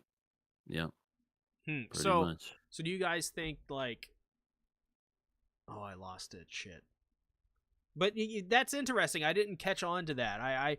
When I was watching the episode, I don't know what the point was he was trying to say with that, but I always thought that was interesting. But yeah, he's controlled by the guy that looks like, I guess, Hohenheim or something, Or his twin brother. or whatever. I mean, whatever, whoever it is, but like he's controlled. That's interesting. That's really, really interesting. I never thought of it that way. That's why he's saying that. That's pretty. It's an insight into his character, because of course he would say that. He's a hollow puppet. I love the scene where Ed and Al are, trying to stall against Scar.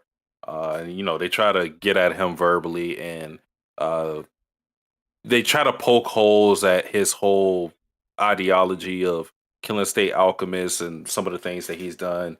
And they go to the moment where he killed Nina. And I love this for 2 points. I love it because Scar just He didn't mince words. he was I won't say prepared for this talk, but he made some valid points in his in his response to them. But I really love it because Ed and Al realized the folly of their own. They realized their own shortcomings because killing Nina wasn't something they were ever going to do. But it's something they understood it was an act of mercy because they knew what was going to happen to Nina had the military found her, that she was going to be a lab experiment for the rest of her life, and there was going to be no chance of happiness for her. Yeah, the Scar snuffed her life, but it was again an act of mercy. It wasn't some heartless thing that he did. I mean, we literally saw how he reacted to seeing her. He went, like, you poor soul, you would never be separated again, and he killed her afterwards. So they try to criticize Scar for that, but he's like, no, I just did what you guys couldn't do. Right. I gave her a mercy killing. She would have been an experiment. And then they kind of just realized that because maybe they didn't think of that, or maybe they were caught off guard and they were just like, he's got a point. Yeah, they even I love the way that the VAs delivered it, because they were like, yeah, we thought about that, and we knew, we pushed it out because it was an unpleasant thought, because it didn't affect them, so of course they wouldn't think that way. Mm-hmm. She was a friend. She was someone they played with and loved. They didn't think of the after fact where, oh God, if she was still alive, that really would have happened, poor thing. Then what would have been worse? Living like that, for the rest of your life, being experimented on, having literally no life, and just living the worst kind of life ever? Or just snuffing it all out? Well, I mean, like Red 13 in Final Fantasy VII, he had a good life when he was trapped inside Shinra, right? No comment. I mean, she didn't have a say in the matter, so either way, Scar has to live with the fact that he took away her agency. Because it's not like he asked Nina's opinion on this, like, hey, do you want to live your life as a chimera and be experimented on for the rest of your life, or do you want to get killed now? Like, I'm hungry. what are you talking about? Will you play with me? Big brother Ed. I'm a dog person. I just want treats now. All right, time to kill you. I'm like the reverse of Chainsaw Man. I'm the more lame version. More tragic version for sure. Oh, for sure. But no, yeah, like I said, Scar was making valid points, and what they tried to criticize him for. But again, I'm gonna say it every podcast. It shows you the balance that exists within the series because I know it may seem like a very like I don't know theatrical thing that Scar says where he's saying like I'm the destroyer, but it's true. Where Ed and Al are are constructing things, Scar is destruction incarnate, and there is a need for both things. Like you can't just have one side of things and everything's good. You need both of them. And Scar's method of destruction was the necessary thing they needed in that Nina fiasco. Yeah, humans don't know how to progress unless they face strife. That's basically it. So I think it's time to address the elephant in the room. Oh, God, what did I do? We gotta get Did that the elephant DMs, out did of my here. Discord DMs link with all of my Not Discord you. harem? Oh. Go on. Winry.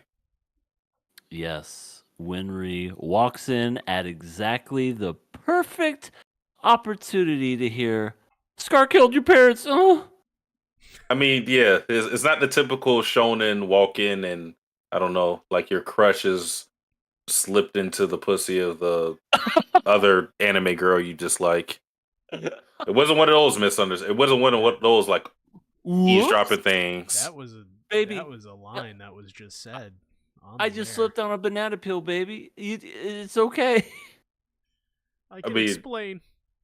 I was referencing Dandadan, but yeah, like it wasn't one of those misunderstandings.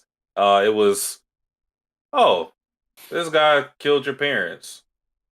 Huh. Okay. She's just like, "What? Eh, is this man killed my parents?" And then she went Super Saiyan. Ah. she, all she had to do was grab that wrench, and it was over. Oh yeah, yeah. The wrench would have been more effective than the gun, to be honest. What are you doing, girl? Oh. It starts bleeding out, and then the soul just goes. But yeah, the big moment happens when Ree finds out that Scar is the one who killed her parents. Dun dun dun. We already talked little bit about how that whole thing happened. Um, so well, let me ask you guys this. How do you think Winry is justified in feeling what she feels? In that moment, sure. I mean, anger, rage, sadness, it all comes out in one moment, and whenever you do, you act on impulse. And she sees the gun, and I would say, yeah, of course she's justified. And I only say that because when you're in the heat of the moment and you're angry and you're so full of emotions that you've never felt probably in a good while. Imagine finding out the person who murdered your parents was right in front of you. That's It, something that's just it makes it. I think it makes it exponentially worse. Is her knowing that how good of people her parents were, and the fact that they tried to, or not tried to, they did, help Scar. So it's like you repay the people who saved your life by killing them. But again, we know the story, so it's a different opinion than like Winry's justified, but us as an audience, it's a little different for us because we see it and we're like, oh, so that's how that happened. yeah. Oh.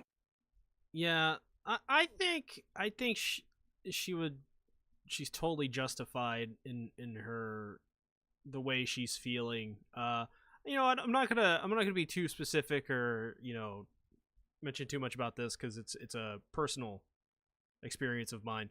I've had to hold someone back in a situation like this from actually going through with like someone actually holding a gun and trying to kill someone. I had to stop that from happening.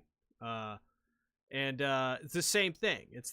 It is crazy because it's exactly how it sort of happened when it happened to me. So I was very surprised that they got that down. You know, I think a lot of stuff you see in Hollywood or anime or you read in books or whatever, a lot of the stuff is very heightened, and it seems like it's very dramatized, and it is because it has music and all that stuff. But the kernel of it is there. That was a really good performance by her as well, and it was really good animation. Everyone at Bones and the support studio should give themselves a pat on the back because it's true to life. That is how people react, and you can't blame them for feeling that way. It's just when something tragic like that happens, and you're met possibly with the person who did it. It's like of course they would try to take actions into their own hands and bring justice. It's tragic. Sure. It's horrible. Mm-hmm. Yeah. So it just makes it like, as an audience, it makes it difficult to say that Scar deserves to be killed because he's done a lot of bad, but as it pertains to Winry's parents, it wasn't the same as what we saw before where he's killing these state alchemists in cold blood. We understand the reason behind it, but it wasn't that situation. It was a situation where he woke up, saw his brother's arm, uh didn't know what the fuck was going on, was obviously just like delirious and in a crazed, frantic state of mind, and just retaliated against what happened to him and the rest of his family by killing the first Amestrians he seen. And um yeah, it's one of those things to where even you can see he never says it, but even you can see that he regrets that moment. It's the one moment out of every moment that he's killed somebody that he just goes, he sees Winry, he sees that gun, and he goes, "You got the right to kill me." Yeah. And I like how he was open about that too. He wasn't trying to throw no shade or call her a hypocrite or you got no right. No, he 100% was like, you're justified in your anger and you have every right to kill me. Uh, that's something not a lot of characters would say. Yeah, very interesting You too how can't they went kill about me. Winry, I am that. Skeletor? Skeletor. Nya, nya, nya, nya, nya. Yeah. Yeah. Absolutely crazy, absolutely insane. And she didn't but she held she even said herself, she said, I had the gun, I was trying to pull the trigger, I just couldn't do it. And I love that scene at the end where Ed told her, these hands aren't built to kill or made to kill, they're made to build and like care and love and fix. Yeah. Yeah, I thought And that then was she just a really nice way collapses. to wrap it up in a neat little bow. It's For like sure. Yeah. life isn't about destroying; it's about building. And destroying is it's easier to destroy than it is to build. But that's exactly why you build, because that very nature of destroying and falling into senseless revenge and violence, you can't do that. Like humans progress over time. You can't revert. You can't just revert back to that. And it's so many things going on with that scene. Great scene just on the surface. Like, and now I'm talking about like from the voice acting, the animation. I really love the parallel that Scar saw within himself, where he goes to try to kill Ed, and Ed's protecting Winry, and he sees the vision of when Kimley killed all his loved ones, and his brother protected him in the same manner that Ed is now protecting Winry. And now he's seen himself as the same person, just like Kimley, who's, you know, enacting violence against, two innocent souls. So after that, he doesn't even try to kill anymore. He just tries to run away, which goes to show you he's a very complex villain. He's still a villain within the show, and antagonist is more specific, but there's a lot more going on with him that I feel gets the fans and the audience on his side. It's like you can understand Scar. He feels like an actual character rather than just a like force of nature, like a being that's there just to oppose the main character. Yeah, he A complex character. Scar is like a very humanized character. He's one of the more human characters of this entire series. I mean, I guess they all are, but like he is the one I think many people can look to and go, yeah, I can see why I can see how the world would create this. Yeah. Yep, that nasty cycle of revenge. Once you open it,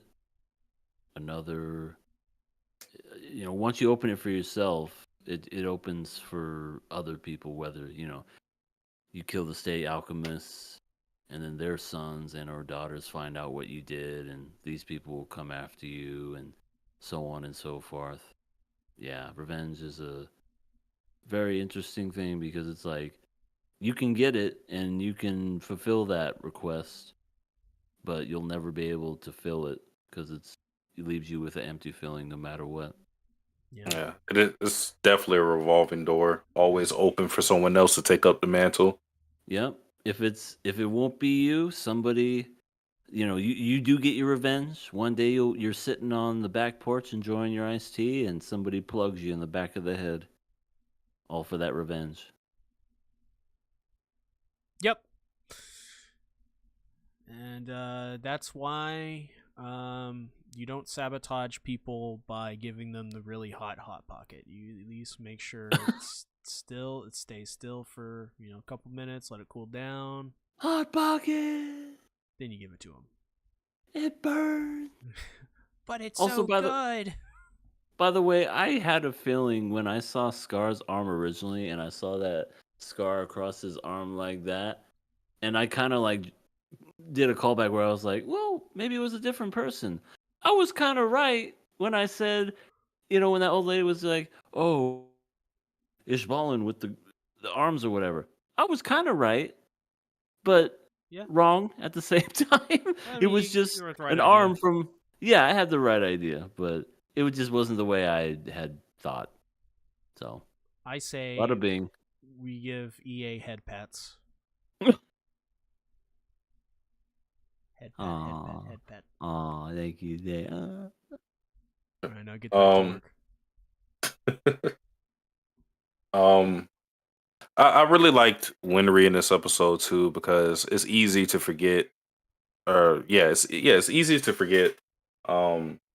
Like her role in all of this because it's a person who's been affected by the grief of losing people so many times.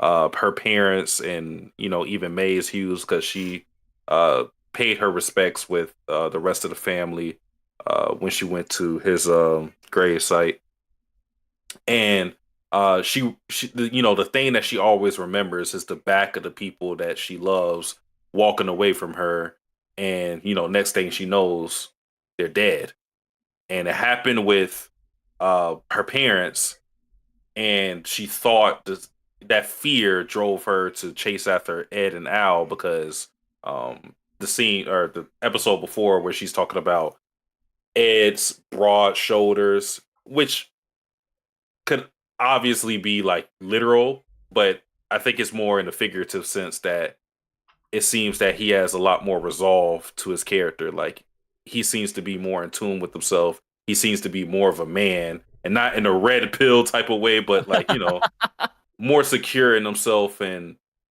looking ahead to chase his ideals and resolve. I wonder Make me a sandwich.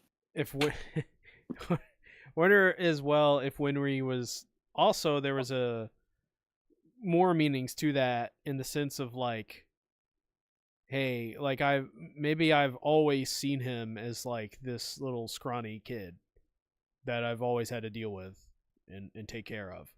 But now he seems much more independent. Now he seems and then getting into, confident and all that stuff. It's interesting.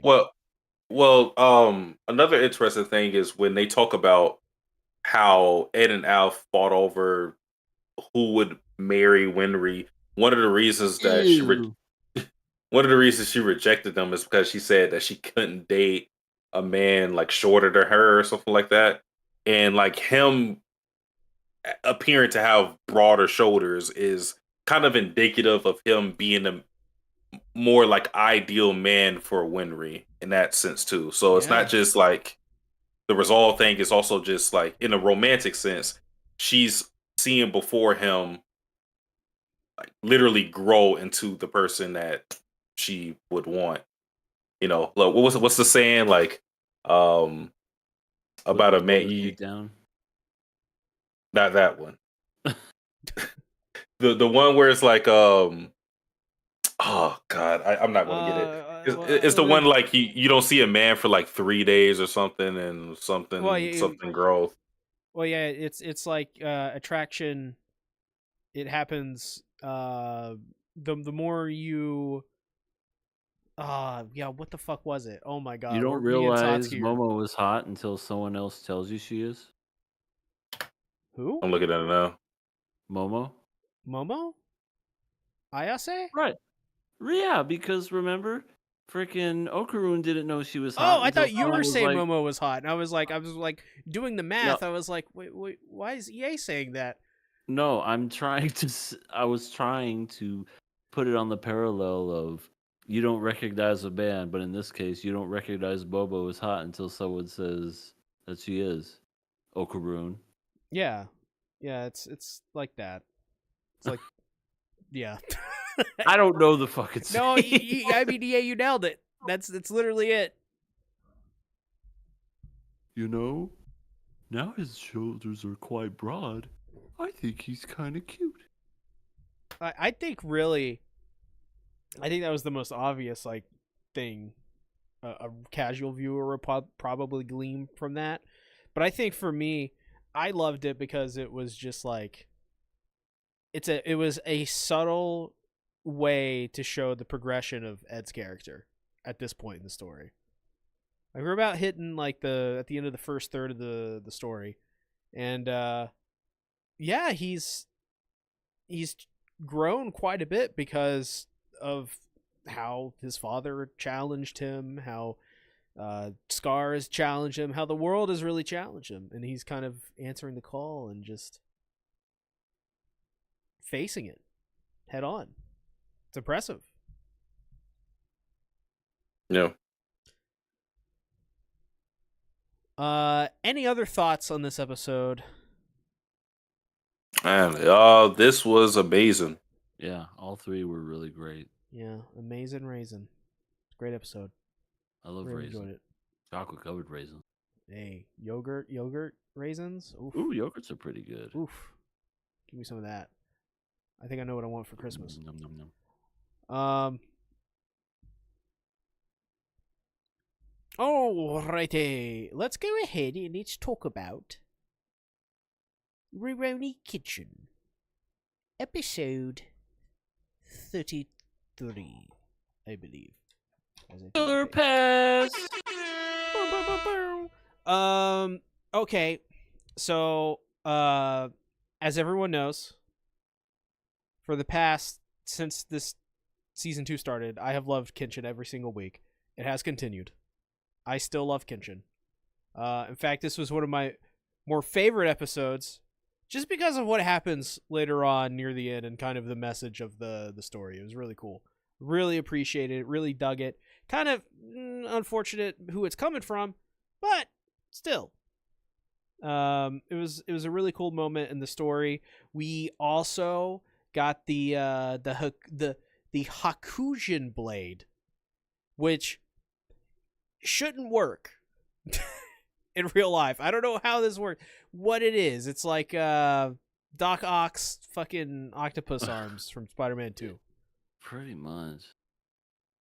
I, the whole time I'm just like, since the moment we saw it, like it being this body armor They thing that we explain saw, it too. swords don't work like that. Yeah. I was waiting for it to go from like in Cho's mind, and this is what it looks like in real life, and it's just like some floppy aluminum fucking thing just flapping, and Kenshin's just like, Oro, fuck, this guy's lost his mind. What is he doing? Yeah, and also immediately I went, "Oh, this is Mitsuri's blade from Demon Slayer." And so that's where he got the idea from. Is this guy Kenshin? I mean, that whole snake blade thing, I've seen it in many other series. Not even just like snake blade. It's been like a fighting style, like move like a snake. Roar, It's the Zabimaru. it's like the whole idea of it being an unpredictable movement and being able to be very fluid. So this anime, we're not like complaining about it too much. It's just like a weird thing. This is funny. So yeah. I think the funniest scene that came was when Cho randomly, no idea why he said this, went, Kenshin, look at my hair. My hair is ferociousness itself. And then everyone went, okay, broomhead. Even a kid like roasted him for having a broom head. Bro, that kid's great. Yeah, the kid he's going to be a certified shit talker when he grows up. Dude, that kid already has like a really high IQ score. So imagine what happens when he finally figures out communication. Yeah. It's just done. It's over. By the way, I am him. I want to be that child. Why? Because he's so, I don't know. He's got that, as the kids say these days, EA, the aura. He's got Caillou eyes. I don't think you want that. His dad is kind of Yeah, his dad's not. He's missing a couple gears, but I am too. So that's fine. His dad was a little better in this episode because he thinks about saving his kid while using Kenshin as a decoy, which is it's a scumbag move. But I'm like, I understand it. Like that's your son. I could sympathize with that idea. He knows how to read minds. Yeah, that's the thing too. Kenshin just gives him that look. Got it. The funny thing is, Oro, I wasn't saying that. Get the fuck out of here. I understand, Kenshin. No, What? that is not what I said. No. Oh, what the fuck? But yeah, so I gotta acknowledge first, I was wrong. I thought this whole thing was gonna lead with what is his name? Seku making a sword for Kenshin, but turns out that the last sword that Shaku made was actually a non-murder sword. Burger. Yeah, it's the sword. it's the Sabato Shunichi, which I'm currently reading Kagurabachi, and there's a lot of Shunichi in that. So I knew that term going into this. I was like, oh, the Shunichi, yes, the Shunichi, the good one, the one they offer to the gods. I know that. I watched John Wick too. All right. And this is what do they call it? Sakamoto sword. So it's a sword that Kenshin is accustomed to using, a reverse blade sword. So normally where the sharp end of the sword would be, it's inversed. So he would be able to use a sword and not be lethal. Basically just hitting someone with a blunt instrument. It's like a safety in guns. It's the same thing. Oh. Oh no. Oh no, EA. Oh, EA, are you alive? My pancreas. No, not your pancreas. What's What the happening? hell happened? I don't know. I was just sitting here because he got hit, and then I was like, "Ow, my nose and my Oh. pancreas." Oh. But I'm we okay. thought someone was eating your pancreas for a moment. Like the movie. Yeah, like the movie. It was tragic. I thought for a moment. I swear to God, I thought, holy crap, EA's turning into a dying anime girl. This is tragic. I have been told that I look like a dying anime girl. I mean, this isn't the first time. Can you play the violin? It won't be the last time. Oh yeah, but what about the fiddle though? Devil went down to Georgia. Yeah. You know, I never watched either of those shows or movies. I haven't either, and it's only because I got fucking spoiled, so there was no point. Your Lie in April? Both Yes, of I them. already know how it ends because everybody on the internet was like, "Oh, what's her face died," and it's like, there's no point in watching it now. Yeah, Dicks. that was kind of the thing. They were like, "Oh my god, it's so sad. What happens at the end?" It's like, what? You fucking idiots. Thanks. Right, and the worst part is when they were showing pictures of her in the hospital bed on the ventilator. I'm like, Hey, Why you should does it- watch this because she dies at the end. yeah, holy, never watched this series now. Oh, we have a Adora Burb in the chat, by the way. Oh, we have a person. Yeah. Barber. People exist. Let's see, 2 hours in, and now we got our free. Oh my god, I haven't, bro. This is what happens when you work 24/7. Your brain literally fries. I totally forgot we were even kind of streaming. I'm gonna be honest. I may be having a mental breakdown right now. You know what? Come here, C. Give Daddy some sugar. You're not my dad. I know that. You know what? I was about to say something. By the time I'm done, I will. Oh my god. I took a shot and I said it. Okay, I'm sorry. Listen, Badorba Warba Borb. Hello, how are you? Yes, hi, Burb. I hope you're doing well. You're our only viewer, so please don't go anywhere. Yes, yes. I feel like Cho is one of our more pathetic antagonists. Just some of the things that Kenshin was able to do to him is kind of alarming, given that Kenshin had a broken sword to start the fight. Like, there's literally a moment where he sheaves his snake sword and then just fucking elbows him in the head. Dude. Like, Kenshin for the majority of this fight didn't use a weapon. He just beat the fuck out of him, and then he just survived due to bullshit.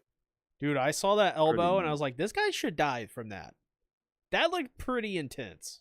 I don't know how he survived in the first place. 'Cause remember when he got hit when he got hit in the stomach, he was like, "Oh, I have the sword as a shield."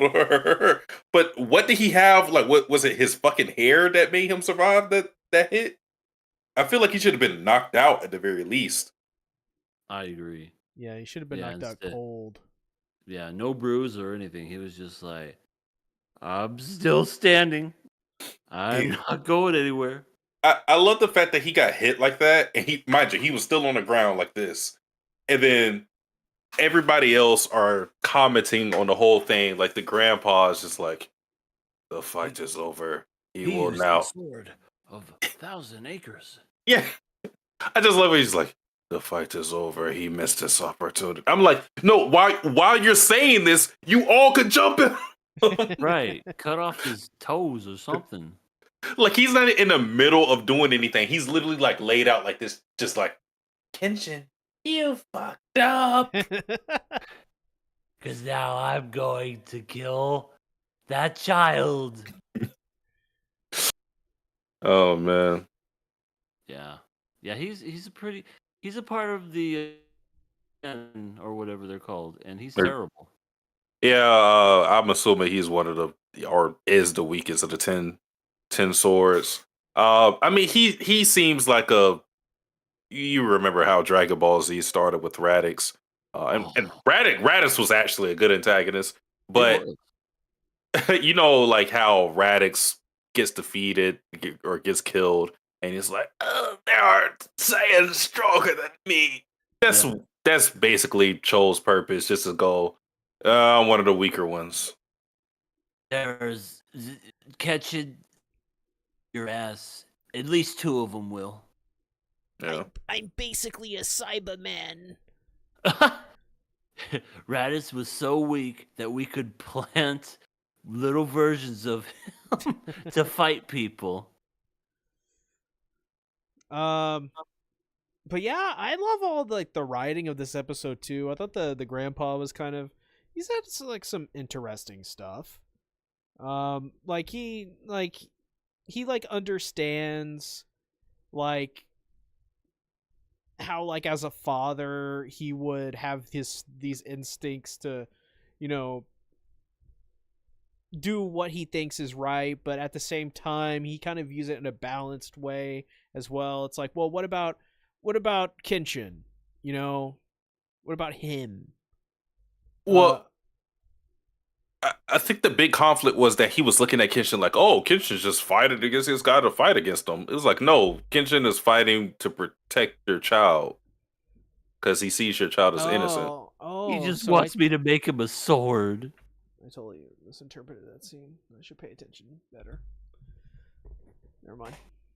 Well, yeah, it was like he was looking at it as like, oh, Kenshin is because his aversion to even giving him a sword is that, I mean, swords kill people. I don't want to give you a sword so you can kill more people, and Sword equals bad. yeah. And it's like Kenshin started this fight. He didn't need to save your son in the first place. So, Grandpa was just telling him that he understands him wanting to save his son, but also understand Kenshin and what he's trying to do. He's trying to save your child, and he was going to do it at the cost of his life. So, They all did such a great job to like climb up those steps and just watch Kenshin fight. I don't know what they. It's like they understood that, hey, we're just going to go to this area and just provide commentary. We're not going to do anything. They literally did a Dragon Ball Z. They Yep. literally did that. They did. Man, this era was shonen. This era of shonen was wild. Well, no, actually, I can't say that now because it's kind of stupid because it happened at the end. Oh, But Misao. yeah, Misao actually is the one who knocked him out finally.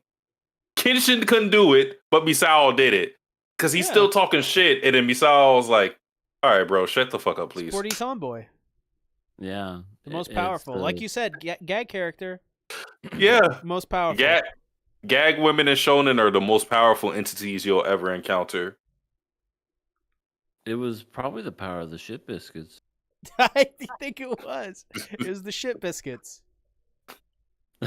she had her fill and then was like, "Shut up!" Whoa. She got Good all time. tomboy about it. It was really pissed. Totally pissed. Yeah, she did. She was like, "Grandpa, this motherfucker's talking shit about Kenshin. I want to kick his ass." No, you must not intervene, for it is the Wirabadiboom. I like how as well. This kind of like dawned on me when I was watching this, when Kenshin was talking, kind of like near the beginning ish or so. Kenshin basically, what happened with him is he just like killed a lot of people and he just saw the futility of war. That's basically it. He just saw through it. He saw through the entire thing. It was like, wait a minute. Why the hell are we doing this? This is stupid. This is dumb. Like, that's literally kind of what happened. He just kind of woke up to it. And he saw it for what it was. And now he's like, now it's like, I could never kill a person. Because I see I see the new generations and these children growing up. And, I don't look at them as people that are in my way or to conquer or whatever. I'm just like, These people are important. They carry on our knowledge over generations, and over time make huge differences. And also the thing is like, I don't know if you guys know this, but like this era of Japan was not that long ago. Like, it wasn't a the crazy late amount. 1800s, right? Yeah, it's something like that. And that's like, that's a blink of an eye. For us, it seems long because we're, built over generations. But also, count the generations. It's not many generations until you get back to this Great. era. Great. It's just it's just a few. Mm-hmm. Yeah. So I think it I don't know, just shows that Kenshin. It put into my mind that Kenshin really is that broke dude that Misao was calling him.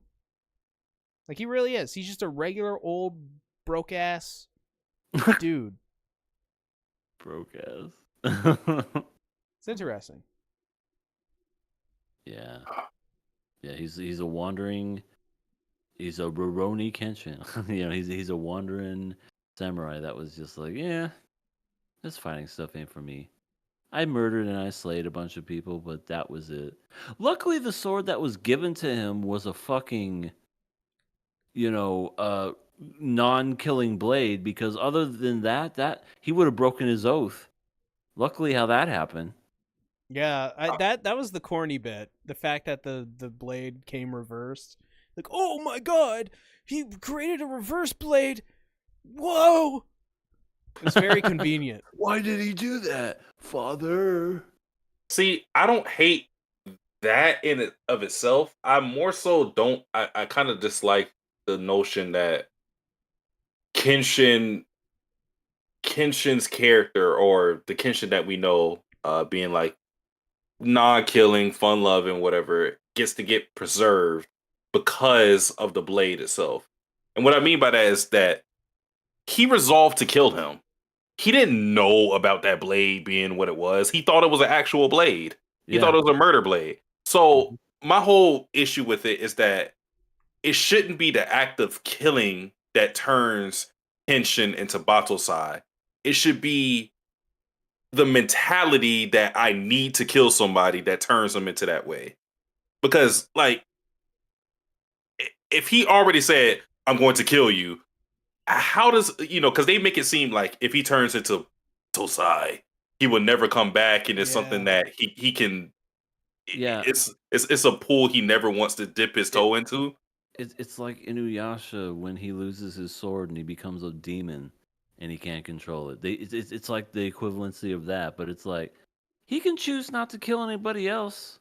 Yeah, it's not like you kill somebody and go like, shit, I gotta kill everybody I come across now. Misao. Yeah, he doesn't. Your biscuits. You're the first one. You little shit. Dang, and Misao's like, you can't defeat me. I'm a gag character. As she does that laugh. You know what? It kind of reminds me of, like, I mean, I'm pretty sure we brought up this comparison, like, with Trigon, but Trigon is a lot different because, I mean, we watched the original Trigon. Mm-hmm. Vash killed somebody. Yeah. In Trigon. He literally had a gun pointed to his head and he had to do it. He killed Legato. It's not something he wanted to do. He killed Legato, but it is something that really hurt and affected him. But it's not like Vash became a different person because of that. It's not like Vash did it and went, all right, now I got to kill everybody. Go girls. Meryl. I know. Yeah, it's very interesting. I agree. The whole, I can't draw my blade unless it's I don't know. I get it, but at the same time, it's like, Yeah, just to clarify, to wrap this whole thing up, I'm not saying I dislike the pacifist resolve that Kenshin has, or the non-killing pact that he has with himself. It's more so the notion that the act of killing itself is more, or it doesn't hold the same weight as the mentality that I need to kill somebody in the first place. Because and they put so much emphasis on the type of blade he has. You cannot kill somebody with a regular katana. Yeah. Just cut the Achilles. They won't walk anymore. But yeah, I mean, I understand. It's one of those things where I understand what the show is going for. It's just that I don't Yeah. necessarily think the presentation It's the delivery is method. great. Yeah. It's a little outdated. It's a different. We talked about this I think last week, where it's like it's one of those things where it's like it's just a different type of storytelling from a different era. For sure. Back then, this was just kind of maybe not accepted, but it was more It was people the norm. just didn't think about it. This is how many episodes is this? It's 24 episodes, right? Yeah, I think so. 24, 25, 24, something like that. 27. Okay, Some cool, weird cool, number. cool. Yeah. Yeah, but at the very end of the episode, we see Kenshin as he's all wet now. Oh, wet. well, yeah, because we got a little backstory. I don't remember his name, but if you remember, there was two people that he was looking for. One of them was already dead because that person ended up being Shikaku or whatever his name was. The swordsmith. And there was another person he was looking for, and I'm pretty sure that that's the guy that we saw whose silhouette looks exactly like Zoro's. He Oh my does. god, yes, dude! I wrote that down in my notes. I was like, I literally wrote. Let me find it. Why in the fuck is Zoro here? What the hell? I mean, if you know about Oda and why am I forgetting this dude's name? Mangaka. I'm pretty sure. I don't know if Oda was an assistant, but he definitely was inspired by Kenshin. I already said it before. I already said it before. In that whole story, if you look at that whole story with Megumi, and you look at, I don't want to spoil anything, but if you look at that one arc in this lobby, totally inspired by Megumi. That is totally inspired by Megumi's story. In this lobby, that whole thing with that one character is totally inspired by a character in Kenshin. So I wouldn't be surprised if like this Zoro lookalike was also inspired Oda to make Zoro.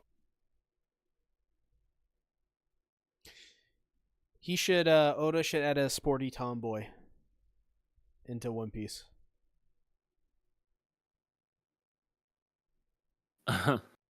Well, I mean, he's done over this many chapters. What's one freaking more character? Oh, don't worry. In the most recent chapter, they only just introduced 5 more new characters or something like that. So he's still doing it. He's still There you doing go. it. Just He tried. send requests, see? They're actually teasing another character for next week's chapter. A new character. So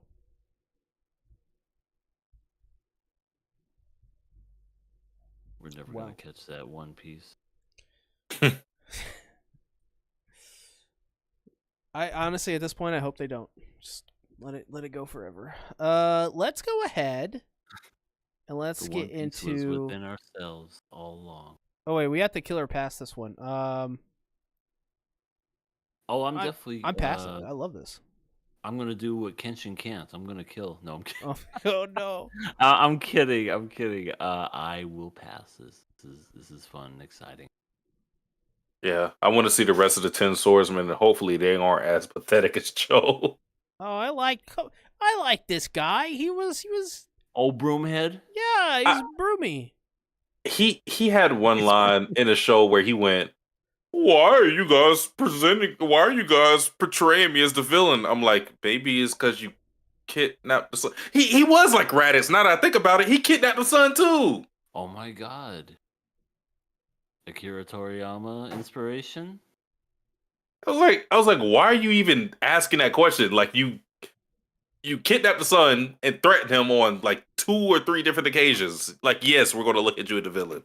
All Cho needed to do is say, been a long time. brother, and then it would have been full on complete.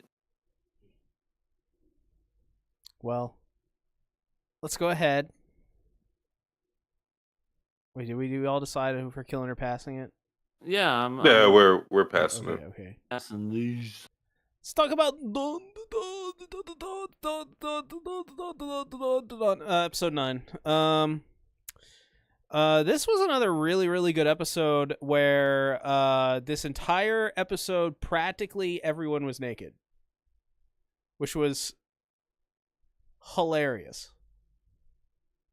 And it's like it's not, you don't even like really kind of clock it because it's so fast. But at some point in the episode, I think Momo tells they rescue Ira and they're like, and Momo's like, we got to get naked so we're more aerodynamic. And I'm like, this is so funny.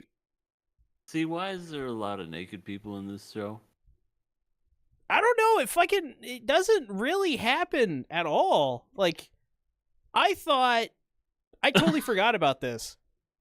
I thought it was the episode 1, and then like the thing that happens a couple episodes later or whatever it was. And that was it. Or maybe it was the next episode. This is like the most new. Okay, my girlfriend once again walked in on me watching this fucking thing, and it had just started, and it was the scene where Okaroon is moving around. And he's doing this. I love that scene. And she went, babe? And I said, it's for KOA, please. It's for KOA. Oh, it's Dandadan is that anime. It is. Yeah, no matter what fan service or no fan service, it is. And I told her, I said, I blame Sea Tactics. He said it wasn't going to be like this. Oh, I can tell you now it's not going to be like this for the rest of the series.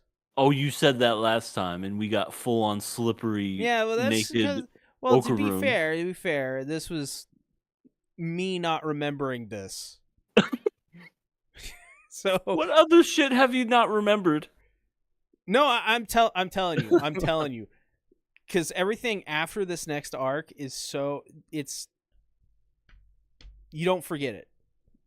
I remember pretty much everything, and I'm telling you, this is like the final time this happens. Okay, this was Google a slip and slide. No, well, maybe later, but this episode was a lot of action, a lot of naked bodies slipping around, and a lot of alien fighting with monsters and whatnot. So it looked great. Oh, it was visually just gorgeous. That green color, that like saturated neonish kind of like green was so like it just looks so good. It did look really good, and I enjoyed all that. I guess the other good part of this episode was Ira almost died. So I mean that was kind of cool. Okay. So I pointed this out in my video. You guys have got to realize that Ira is the best character in the show. She kind of needed help this episode. I guess. Oh my god! You see what you did? No, listen. First, you lied to the man saying there's not going to be any more nudity, and now this. This girl has died. This girl has died almost again. She got turned into like a spirit thing. So now she has a crazy spirit power. She's in this episode alone, they had to save her like 3 times. She got bonked over the head. Now she's brain damaged. Oh, she was definitely brain damaged before, though, to be fair. I think Uh, that accelerated it. it definitely accelerated it to some degree. Has she not atoned? She kind of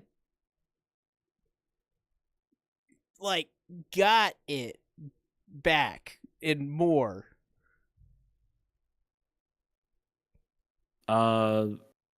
Explain to me what she did this episode that brought her back and atoned. Her like almost dying like 3 times.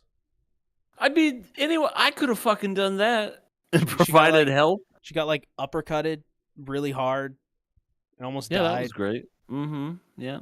But my point is that ever since she's been introduced, she has only been a fucking punching bag. Literally. Yeah, literally too. So yeah. so what makes her the best character in this series again? You'll see. You just have to wait. I can't tell you. I can't tell you my I've been secrets. waiting. This is episode 9. I've been waiting. Ira's great. She's like one of the most popular characters in the show. You'll see. Yeah. Okay. Sasuke, what are you eating? Ooh, cinnamon toast Ooh. crunch. Heck I'm kind yeah. of jealous. No, me too. I actually don't have any. Yeah. That's amazing. I don't eat cereal anymore, but now I'm You don't eat hungry. Crave? Yeah, I had to get rid of my crave slave. Had to lay her off. Not because anything she was doing. She was a great crave slave, but It just took her forever to get you the order. I mean, like, see him crawl. It's like, it's kind of funny. No, it's I just couldn't afford the crave. I could only afford the slave, the crave slave, slave crave. I'm a slave to the crave if I have the money. Yeah. No, it's a good call. Adding punching bag in there. It's true. Yep. She is a punching bag. It just gets longer and longer every week. Oh my god. What's up? Yeah, what the fuck? What are these names? Pink hair, worst girl, absolutely terrible, the smelliest, poo poo head, punching bag. Like, one of those things are true. 2? I had nothing to do with any of that. It's a scary thing, I think. But yeah, this episode as well has.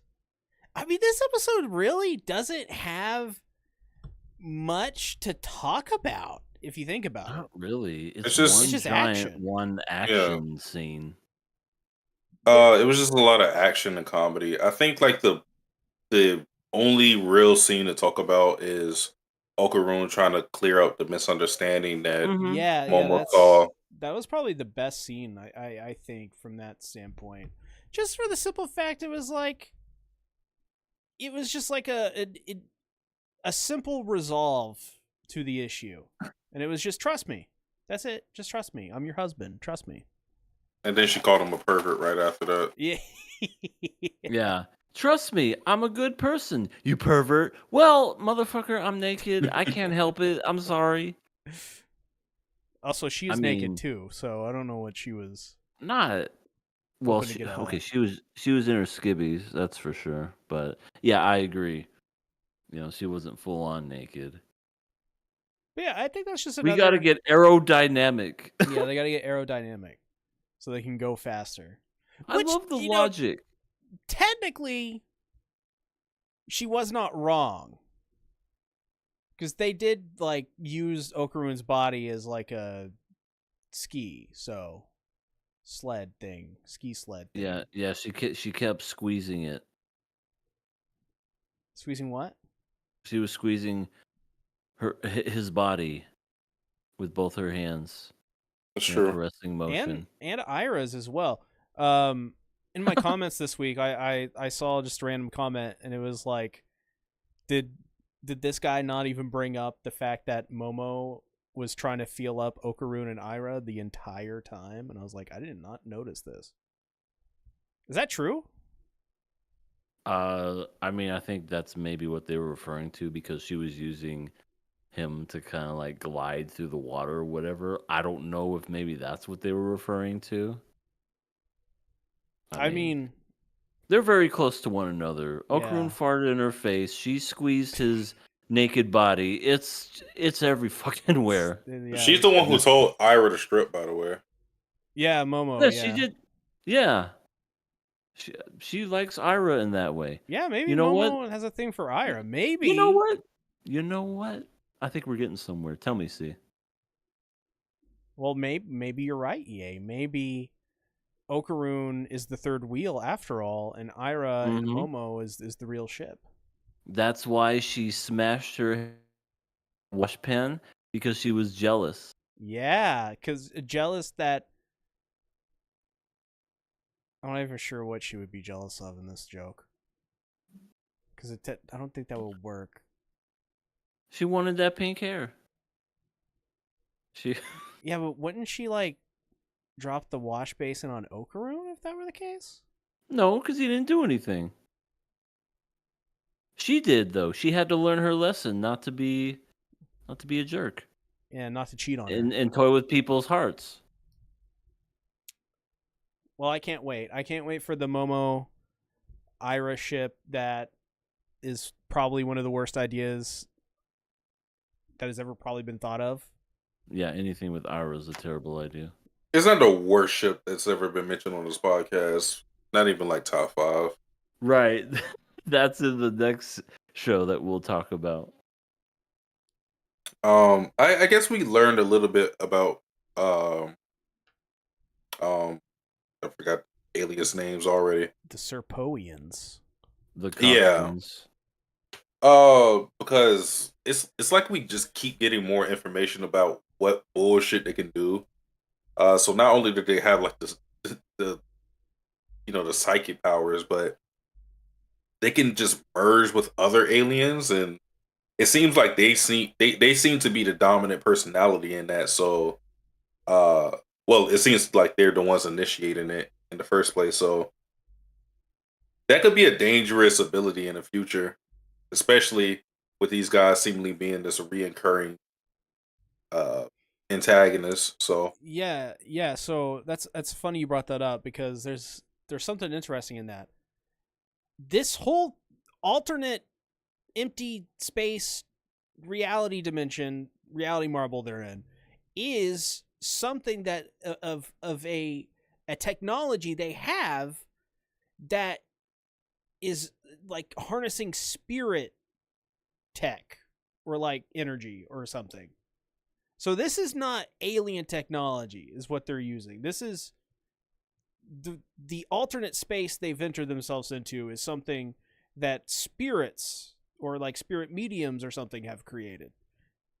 So that's super interesting because that opens up like, hey, what are these aliens doing? Like, what do they have access to? And now we see they confuse with spirits themselves. So I don't know, it's crazy. It's crazy. The show's crazy. and we found out that even in the Trump administration, aliens can still get a job. 'Cause there was a random boxing copper one that kept getting his salary deducted Yeah. because he was shit at his job. Yeah. We're gonna reduce your pay by 60%. How dare? In this economy, you might as well just kill me. They practically did when they fused with him. Yeah.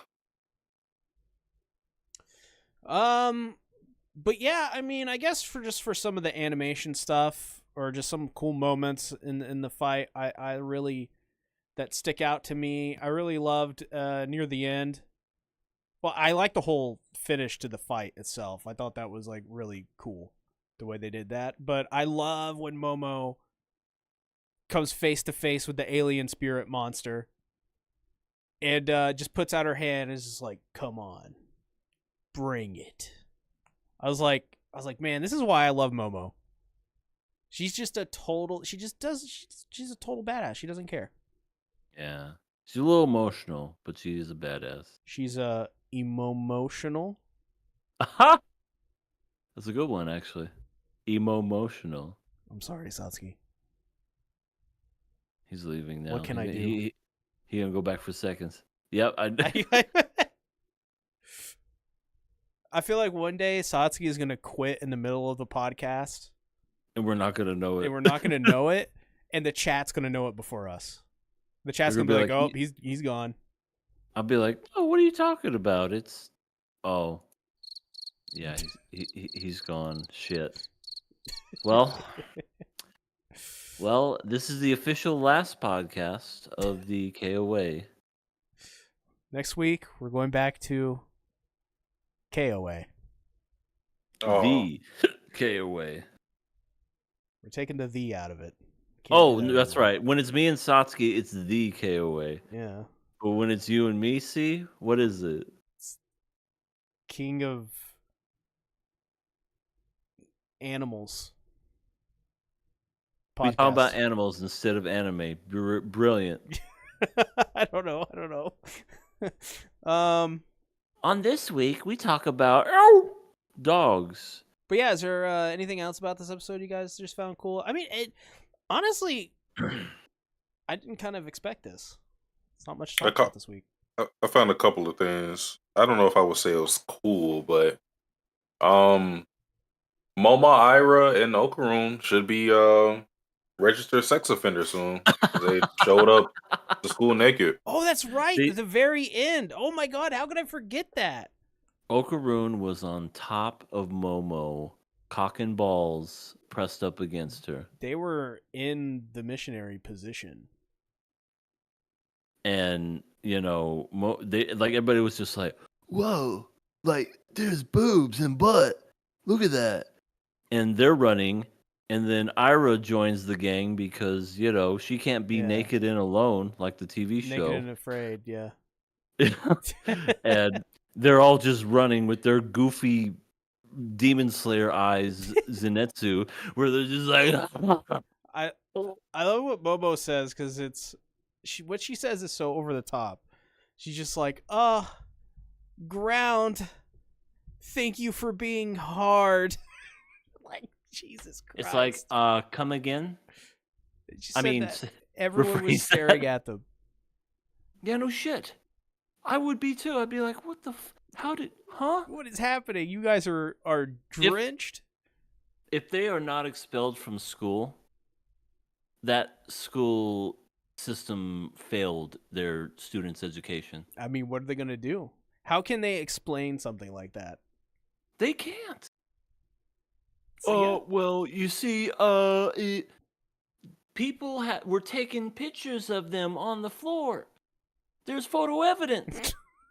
They're expelled. I just want to know how they're going to explain that to like the respective parents. Like Seiko, okay, fine. Seiko's not gonna give a shit. She's gonna go, I'm watching Jackal. Don't interrupt me. Yeah. But like Okaroon's parents and then like Does he Ira's have any parents. Oh wait. Ira's parents probably don't give a shit about her. Well, no, because they gave her porn. So And one of Ira's parents is dead. Let's not forget that. Oh yeah, that's right. Yeah, okay, so Ira's maybe they parent. don't maybe they care about her. Maybe the dad's really busy. Clearly he's very busy because his daughter's watching pornography. Such a good father. I would expect that from your son, but your daughter's like, I'm gonna look at some porn to get pointers from my dad to know how to Dude. hit on guys. I wrote a video today, and part of it was analyzing Ira, and I came to the conclusion that this lady is seriously just trying to cope. She probably. That's literally it. That's why she's so weird. Yeah. Everything she does is to cope for something she didn't grow up with. Maybe she has daddy issues. That's what I was saying. Well, I thought Momo has daddy issues too, to be honest. But maybe it's more like mommy issues. I think, yeah, mommy issues, maybe even reality issues.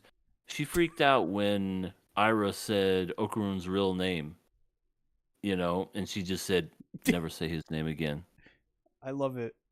I love it when they say his name and she just makes that noise and falls over. Yeah, she it's just like, you're escaping reality. His name's not Okaroon. His real name is the name you can't say. Get with reality, people. Yeah, but yeah, Dandadan? I agree. They all need to be expelled. Yeah, they probably, who knows? Who knows what's gonna happen? They may just it may just be such an unbelievable story that maybe they just forget about it or something. Who knows? Because how do you go from here? I mean, you can't. This You is the end. absolutely This can't. is the last episode of the show. They get expelled. That's it. I mean, they just go living on the lam, fighting demons and ghosts and aliens. Oh my! And they do it naked. Because No, they're gonna have to put clothes on. See? no, they got aerodynamic. They're faster. They're No, faster on the no, wind. no, no, no, no, no, no, no, no, no, no. They're not gonna be naked anymore. They're not gonna be naked and afraid. They got to ride Okaroon. That's their mode Maybe of rephrase transportation. that. Maybe rephrase that. They carpool every morning as Okaroon is the vehicle. Okaru's just beep beep. He's mouthing the honk honk. Turbo Granny's just watching in disgrace. So this is what they use my powers for. To use my powers to get naked and fill each other up. God, I should have killed myself a long time ago. Also, in the manga, in the anime, in that scene where Momo shows up and he's like, Okaroon, why are you messing? That's what you get for messing with that bitch. In the manga, instead of calling Ira a bitch, she always calls her a skank, and I think that's funnier. Because who says that? That's like something like What, skank? Yeah, it's just like some like a trashy 30-year-old would say, like on Jerry Springer. It's an older term, I know. I heard it a lot growing up, but maybe it's a millennial thing. I don't know. I still hear it from time to time, though. You little skank. It's just a funny name when you say it. Skank. Yeah, it's funny. Yeah, reminds me of skunk. I think that's Right. probably It's like why. someone trying to say the word skunk, but they had an accent, so it came out skank. Look at that skank. Look at it go. Or it's like, why are you calling me a genre of ska with a lot of dancing? Oh my god. Why are you calling me a ska dance? But yeah, that's kind of it for the episode, really. Everyone got naked. They fought Nessie, and they And they all probably got regretted expelled. getting naked, but they also probably don't regret it because they're alive. I'm passing this. I assume you guys are going to be killing it. I'd be lying if I said I wasn't enjoying it. You know, it's definitely a mood, this series. And what I mean by that is that there are some, well, not some. I feel like every episode's just zany, wacky out there, and I'd be a hypocrite if I'd judge it just off of one or two episodes. But yeah, I had to explain to my girlfriend what I was watching. I don't like that. Well, you're never not going to have to do that. That's every week. Yeah, I know. That's every week. Because the show doesn't make Don't any ask sense. me. Don't ask me. See, tactics. No, I'm kidding. I'll give it a pass. I enjoy the series. It's fun. But first, before Satsuki gives his two cents, how was the cinnamon toast crunch? On a scale of 1 to 10, what are we thinking here? Kill or pass on the cinnamon toast crunch? I feel like cinnamon toast hasn't been as great as it once was when I was a kid. I mean, like I still good, but could it have been better? For sure. Sure. To be honest, I haven't bought like an actual box of cereal in a very long time because I just don't eat cereal like that. Yeah, But I can't I eat do it buy all. cereal. It's the small ones. I wanted to try some of that Magic Spoon stuff because I saw it at a store and I was like, I think I've heard about this somewhere. I don't know where though. Maybe some internet thing or something, but I was like, that looks interesting. It's like a healthy alternative to cereal. Crave is like the only thing at this point that I would buy like a box of cereal for. Crave is beyond cereal to me. It's heavenly. It's like the heavenly pits. Oh yeah, that was the thing. I wonder The who came heaven- up with that. Up with the I think heavenly it was pits. EA, right? Did I? Someone said it. If I said it, no. Just look at Satsuki. His eyes were darting back and forth. Wait, it was He did Satsuki it. that said the He heavenly tried to- pits. He tried to play it off like we did it. Oh my god, Satsuki, Yeah. you're gonna love Yoru and Chainsaw Man. Yoru. Oh, I mean, oh yeah, Yoru. She's on Pet Central. Well, yeah. She does look cool though. No, She does Yoru's look great. cool. Yoru's great. I like the scar. Well, drum roll, please. This is. I'm always interested to hear what Satsuki thinks about Dandadan every week. Just because I know he's gonna be honest. I like that. Whoa, are you trying to say EA is not honest? I was Well, literally about to EA, say, what do you mean? He's politicking his way to the presidency of KOA. Wow. Wow. He's saying I'm full of shit. Okay, fine. Fuck you, see. I'm killing this goddamn show. How about that? Politicking my ass. Well, if I were to be honest about this show in particular, honestly, this episode was just like alright for me. Like, I don't think anything of the show was, or not the show. This episode was bad. It's just that, I am noticing. Wait. Okay, somebody mentioned Wendigo in the chat. I had to look at that. Oh, I am forgot noticing. about the chat. Yeah, our only person who's chatting is Burb, so. Oh, Yeah. Burb, I'm so sorry. I am noticing that I feel, I'm not entirely sure, but I feel that the comedy doesn't resonate with me as strongly as it should. No, that's a good point. Yeah. But I Yeah. do think the action is really, is really good in the show, and I think that compensates enough of, some of the things that I may not be in tune with enough to keep my interest with it. Because I do want to know how this ends, at least this season, because we only have 12 episodes, and I'm pretty sure.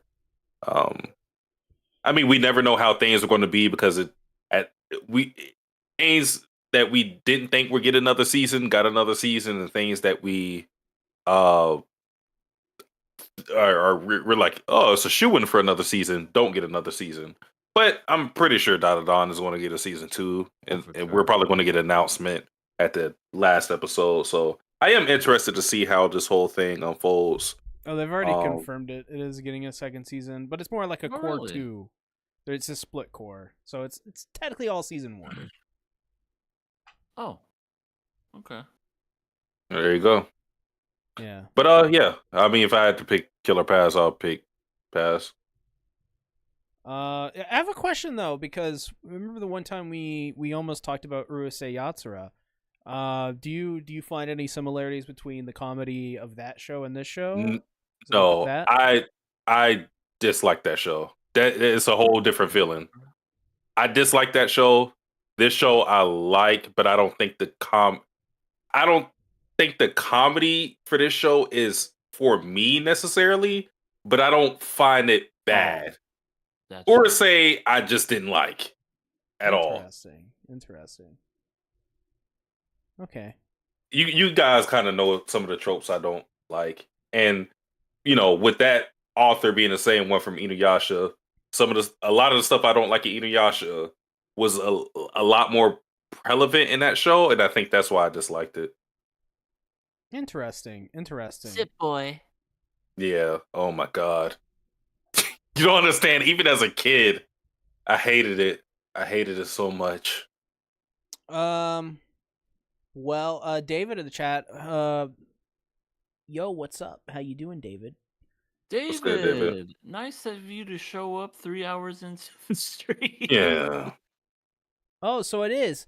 So Burb Welcome confirms, back. yeah, the magic spoon, I guess, is an internet thing. So that's probably where I saw it or heard about it subconsciously while I had a podcast on in the background. It was probably through Burb. It may. I don't know. Burb may be into it. Who knows? He may have mentioned it. I'll show you my magic spoon. Ubel. Heavenly Pit. All right. Well, I'm gonna ignore all of that and move on to Suma Show episode. Checks 10. notes 10. 10. Yeah, 10. Ben 10. Good cartoon from back in the day. Holy crap. He came out and said it to her. Oh, we're starting at the end? Yeah, he's pregnant. Yeah, he's pregnant. Oh, shit. No, I mean, I watched the wrong episode? At the very beginning, he's like, "Hey, Moria, my wife is a child." Or did that happen at the end of the last episode, or was No. It happened at the end, but he also, yes, you are correct. It was like a C, cliffhanger, at the very, right? Yeah. It was a cliffhanger and at the very beginning. Moria is too gullible. Yeah, God bless. God bless. Well, She I think just automatically. This guy would never lie to me, so yeah, I'll believe him. she No Didn't ask for doubt proof. in her mind. Didn't ask for proof at all. Just went Was off just like- work relationship. That's it. Right. It's like I wanted to see at least a little bit of pushback, like we got with Chica. Yeah, but we didn't even get that. It was just okay. Now I believe you because I love you. she's absolutely burying the body with him.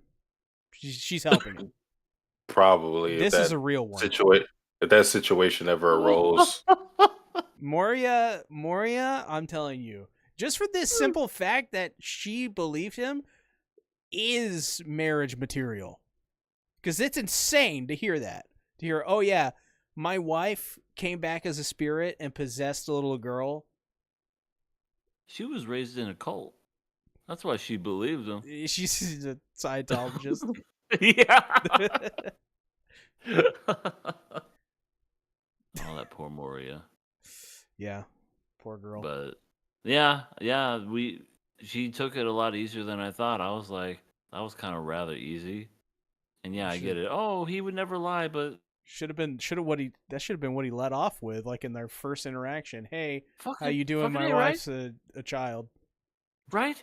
So save all this bullshit. It's like, hi, that's my wife.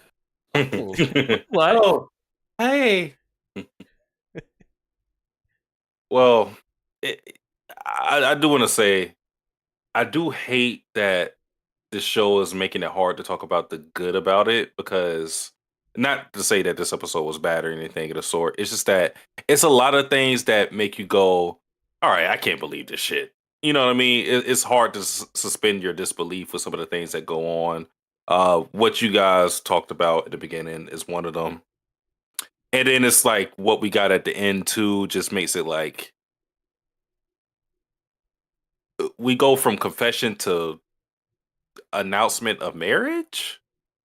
That seems so Yeah. rough to me. I mean, I think you talked about last week, Satsuki, like there was like 14 volumes or something of this. Yeah, they skipped some stuff. For sure. It seems so just rushed. Just like out of nowhere.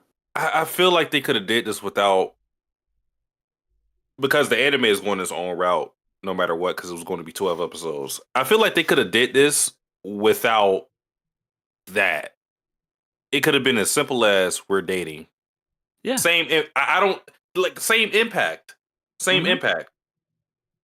Right, right. But they just went to full on marriage. Like after that, it's like, I like you. Go out with me. Fuck going out with you. Let's just get married. It's just- let's try to get to know one another. There's a lot of She, unbelievable jumps in these relationships in the show. he just wants to marry her because he's like, anybody that believes my wife can be reincarnated, they're worth being married. Yeah, if she believes this shit, if she believes this shit, let me just get it right now. Like, Seriously. Because oh. that's true. It's like, I'm never gonna get another girl that's gonna believe me like this. I better put a ring on it Oh my now. god, especially Moria, as cute as she is, holy crap. Give her, like, he's gonna hand her a ring pop and be like, this is the ring. Yeah, this is diamonds. Oh, It's you so got beautiful. me diamonds. It's so Yeah, large. I got this from I don't know, what's a famous jewelry place? The Oh. K Jewelry. Yeah. I got it. Oh my Oh, you got this from K? Every kiss begins with K. Okay. He kisses Oh it. my- The ring tastes kind of good though. Oh, that it's supposed to be like that, baby. Specially made for you to be as sweet as you. Oh my god. This is all coming to plan. Yeah, but yeah, that's it's like okay. I want to talk about the good in it, but it's hard to it. I just can't ignore some of the stuff that's going on in here. That's just like, why is that here? The only thing I can do, and I hate to do this type of stuff because I don't like having to play devil's advocate or explain for an author when they don't really give you much to work with. The only thing I can really say right here, I'm hoping it's the case, but I don't know if it's going to be the case. I'm hoping that this marriage announcement thing is just to shake and maybe it's not a real thing. It's just that something they're trying to say to Mai to get her to, like, I don't know, maybe wake up to the idea of him moving on in the first place. Again, that's far fetched. That's far fetched to be honest. Yeah. But that's the only thing I could hope for because I just feel like a marriage announcement, considering that he didn't even really accept her confession in the first place, is so far removed from reality. He I didn't mean, accept it, did he? no, he never answered it. He just went. Oh, She was that's like, She was like, "I love you, Keisuke." I'm too pathetic for love. I'm a little bitch boy. I'm a little subby wubby bitch boy. Keisuke, I love you. About 3:15. God. That's a Family Guy callback. I feel like we have some trouble with communicating in our relationship. Oh, Peter, I love you. About 3:15. Yeah, that everything's just going so fast now, especially the end. I definitely was not expecting.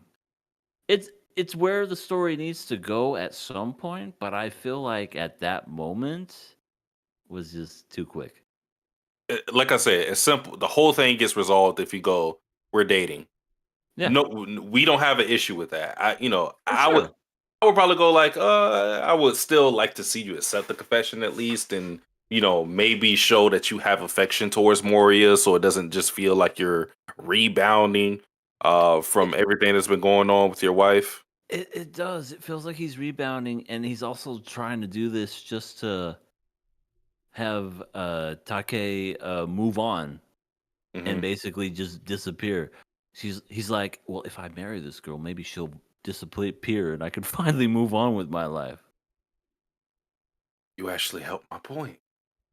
Yeah, no, there's like this whole thing in this episode where it all like tonally feels a little off because it feels like like he hates Takaye now in a way, like one like it's like a bad. I think I wrote somewhere on my notes. Yeah, he's like treating it like breaking up with a girl. I'm like, what? I know that's not what the show's going for because the pace was so fucking quick, but that's how it comes off. Well, it's one of those things that they don't understand how this whole thing works of how to break the possession. So he's trying to do something dramatic, and he figures that showing her that he's moved on from her is the way to go about this. Like, so while it may feel juvenile, I could definitely understand how he would get across this because I mean she came to possess uh the body in the first place because she realized or she thought that they weren't living life or they weren't handling her death um great after she passed. So, he's trying to show like, oh, I'm living, post Takaye. My life is great. Post okay. So I think that's the whole idea behind it. But yeah, I mean, Moria ripped into him the minute he thought that ignoring her would be a good idea. Yeah, she started tearing up too. She's like, "Don't do that." Yeah, He's like, "Damn, okay, sorry." yeah, but yeah. And Moria is just like she's so she's such a sweetheart. Mhm. Yeah, She asked Takaye basically for Keisuke's hand in marriage. I'm like, wow. Like That's this girl. pretty. Yeah, and she's like, "No, but whatever. I'm dead." So yes. Yeah, she's like, I don't really have a say in it. And I do like that because I feel, and I said this before, the story seems to be gearing up to basically have Takaye act as a martyr for the sake of her family's growth, right? Like she's helping Keisuke move on and she's helping Ma move on. And we see in both their directions how much they've grown since the series started. But there is the agency that she feels. And that agency keeps her from being a martyr because, you know, it's hard to just be selfless to the point that you don't think about your own feelings and all of this because she has to feel some type of way about some woman taking away her husband even after all these years, you know what I mean? Like that's still your husband. And then she has to feel some type of way about moving on. She even said herself that if it was up to her, she would want to live with them for the rest of her life, but she can't. She died. And as unfair as it is, that's the card she's been dealt. Yep. Yeah, and she died 10 years ago. Or yeah, she's 27, so that means when the mother died, she was a senior in high school. Kind of Yeah. weird when you think about it, but obviously time went by and she's an adult now, so it's not too bad. But you know, I wonder how old Keisuke is. Well, I know he's a dad. He's like old man now, but Well, I okay, so 10 years. Considering what she said in this episode, I feel like we can kind of gauge his age. She said something in the episode which was pretty funny, by the way. When they were talking to when she was talking to Ma and Renji, because it was funny because she was talking as an adult, and then Renji was like, "You do not seem like an elementary schooler," and she's like, "I learned that from TV." a K drama. Teehee. Yeah. But she said something to Ma about basically getting married when it felt right. And she said, not to necessarily rush things, but if it feels right to you, go ahead and do it because, there may be other factors that come in that may delay it or make it to where yeah, put it off or not want to do it. So considering that philosophy, wouldn't be surprised if they marry after working with each other for a little while, so probably maybe even in their like super early 20s. So considering that, just add on 10 years. Okay, so he's not that much older then. Well, actually, no. Because no, you're adding 10 years on to when she died. So, damn. No, it's still longer than I thought. He would have to be like in his 40s. He getting him a young 20-year-old. Good for him. Yeah. Yeah. It's like, hey, honey, we're getting married. You see this wife right here? She's like 5 years older than you. When you think about it. It's yeah. Couldn't imagine what she would feel like. And I mean, I guess this episode as well had like a really cool moment where we do get to see what she kind of feels like. Well, a lot of it, but I think the whole like practicing the wedding thing was really touching. Oh man, That pretty was sad. yeah, because it Mhm. was when I was watching this, I kind of went, now I kind of get my mom and dad. Well, this made me kind of bummed out, but it did help me sort of unlock an extra layer of understanding, which doesn't happen often that much in anime. Like I learned some life lesson from it or some perspective, but I've gained a perspective after watching this episode. Nice. I really love the scene where Renji sees Takaye as who she actually is, with with him momentarily seeing like the ghost of Takaye and seeing her as like the mom and the wife that we know her to be, because she's giving advice. Basically her last advice that she can give to Renji about how things aren't always going to be pretty in a marriage, and how there will be some fights and disagreements, but to treat uh obviously he doesn't know, but treat her daughter with respect, and keep pushing on. That was a really good moment. Yeah. That was nice. And he was like, "Is that you, God?" What I is learned this that from girl? I learned that from TV. Yeah, and then he was just brought back to her. Oh, yeah. Yeah, I didn't just see a full-grown woman come out of you. And I love the part. It was just like, all right, now kiss.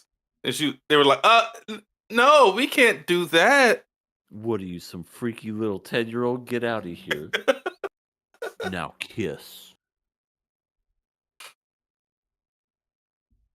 They kiss and they go, "This is the first time we've kissed. There was no spark. I don't think I love you." All right. Yeah, I don't it's think on. so. She just goes, "Oh, no, that's not what I wanted at all." Takai is like, "Fuck." Ew, you taste like cigarettes. Ugh. Renji's just a smoker. It's a chain smoker. He's like, "Oh yeah, you didn't know? You guys better call somebody." Yeah. Any other kind of final thoughts on this episode? Who I added hope- that last point?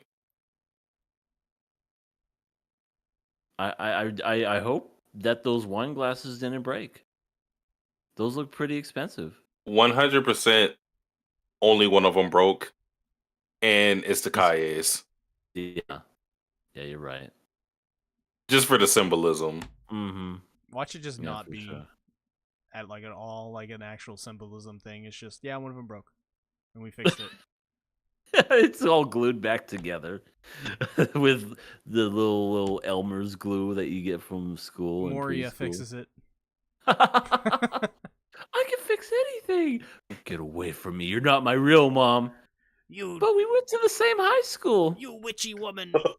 God. I'm sorry, we went to the same high school? Yeah, I was a senior. You were a freshman at the time. Damn, that would be tragic. Would not want to be Mai in that situation. Actually, I wouldn't want to be Mai in this situation generally at all. I wouldn't ever want to be in this situation. Any of this. Yeah. Well, how do we feel like the next episode's going to be? Do we feel like Mai's just going to be absolutely accepting, even though she dropped the wine glasses? And oh, I'm so happy for you guys. Congratulations. Or is she Well- going to be like, motherfucker? Well, ruined my life. Ah! And then she just stabs Moria and kills her. Jesus Christ. Taste It- the it's shard go- of the glass. it's going to be one of those scenes where Keisuke and Mai finally have a heart to heart because that's something that they've been missing. Keisuke has been trying to be better with uh, making sure that they have more family time, but it comes a time where she has to be accepting of another person. I feel like Mai's problem is that she feels that Moria is going to replace her. It's like if you were a kid and you had to deal with parents remarrying or um, divorce and them getting with another person, you feel like that new person is trying to replace your dad or your mom, and those feelings. It's like she's never really she's never really moved past the mentality of a child in that regard. So some of those feelings that you uh, would expect out of a child, and that's in that scenario, are coming to the forefront now because she's never properly dealt with her feelings or her mother's death. So yeah, Yeah. Well, I give this show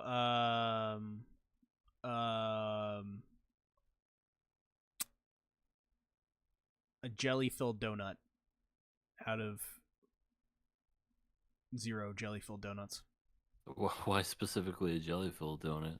Last week I said it was like 2 buckets of chicken or something like that, so I thought, no, keep the food thing going. All right. Sounds good. Yeah, so if you like jelly-filled donuts, then it's good. It's good for you. You like it. If you don't, then you're not gonna like this show. Then to heck with you. Exactly. Let's go ahead and let's talk about our last show of the evening, Killer Path. NegaPosi Angler, episode 9. Even though it feels like this show's like this was the last episode, I don't know why. I feel like we've already like hit the end of this show, and It did feel like the last episode. that Kinda. too. I just felt in general that we've been watching this show for like 3 months now, and that's just not true. We're still fairly early. It has probably been because the loan sharks came back. Could be. Yeah, they did. They did. Can I say about this episode? These are my notes in order. Swear to God. Hana is an alien. Ice has a transforming sound. Ice is an alien. The boss is an alien. Takaaki is an alien. Everyone in the show was a fucking alien this episode. I wrote something like that. Where is it at? Let's see. Here it is. There are a lot of shapeshifters in this group. They're fucking aliens, man. Every single goddamn one of them. There's except for Hiro. Hiro's the one human out of this group. They're all trying to eat him. I guarantee you. all he's trying to do is make an FG knot, and they keep bothering him buying shit, and it's like, you have the passcode to the cash register. Ring your own shit up and leave me alone. Hey, you better not go out and fish in this weather. You piece of shit. You stay here. You're our No, cattle. oh my god. I'm sorry. That was hilarious. Hana's just like, she's trying to sneak off, because it's Hana. Trying to sneak off and fish, and then Takaki's like, no, dummy. Can't fish during the typhoon. And Hana's like, oh. And then later on, she tries to talk shit about Hiro. Even though Hiro didn't say anything about fishing in a fucking typhoon. She goes, stupid Hiro, you can't fish in a typhoon. He's like, bitch, I didn't say that. All he's trying to do is tie a knot, and he's just like, everybody leave me the fuck alone. I'm just trying to do my thing, quote, work. Sometimes we have days like that where we work, but we don't do anything. So we do other stuff in our extracurricular activity. Yeah, I like how Hiro's at the cashier register, and everyone else is in the back just chilling and drinking. They were living it up. Yeah, I'll say.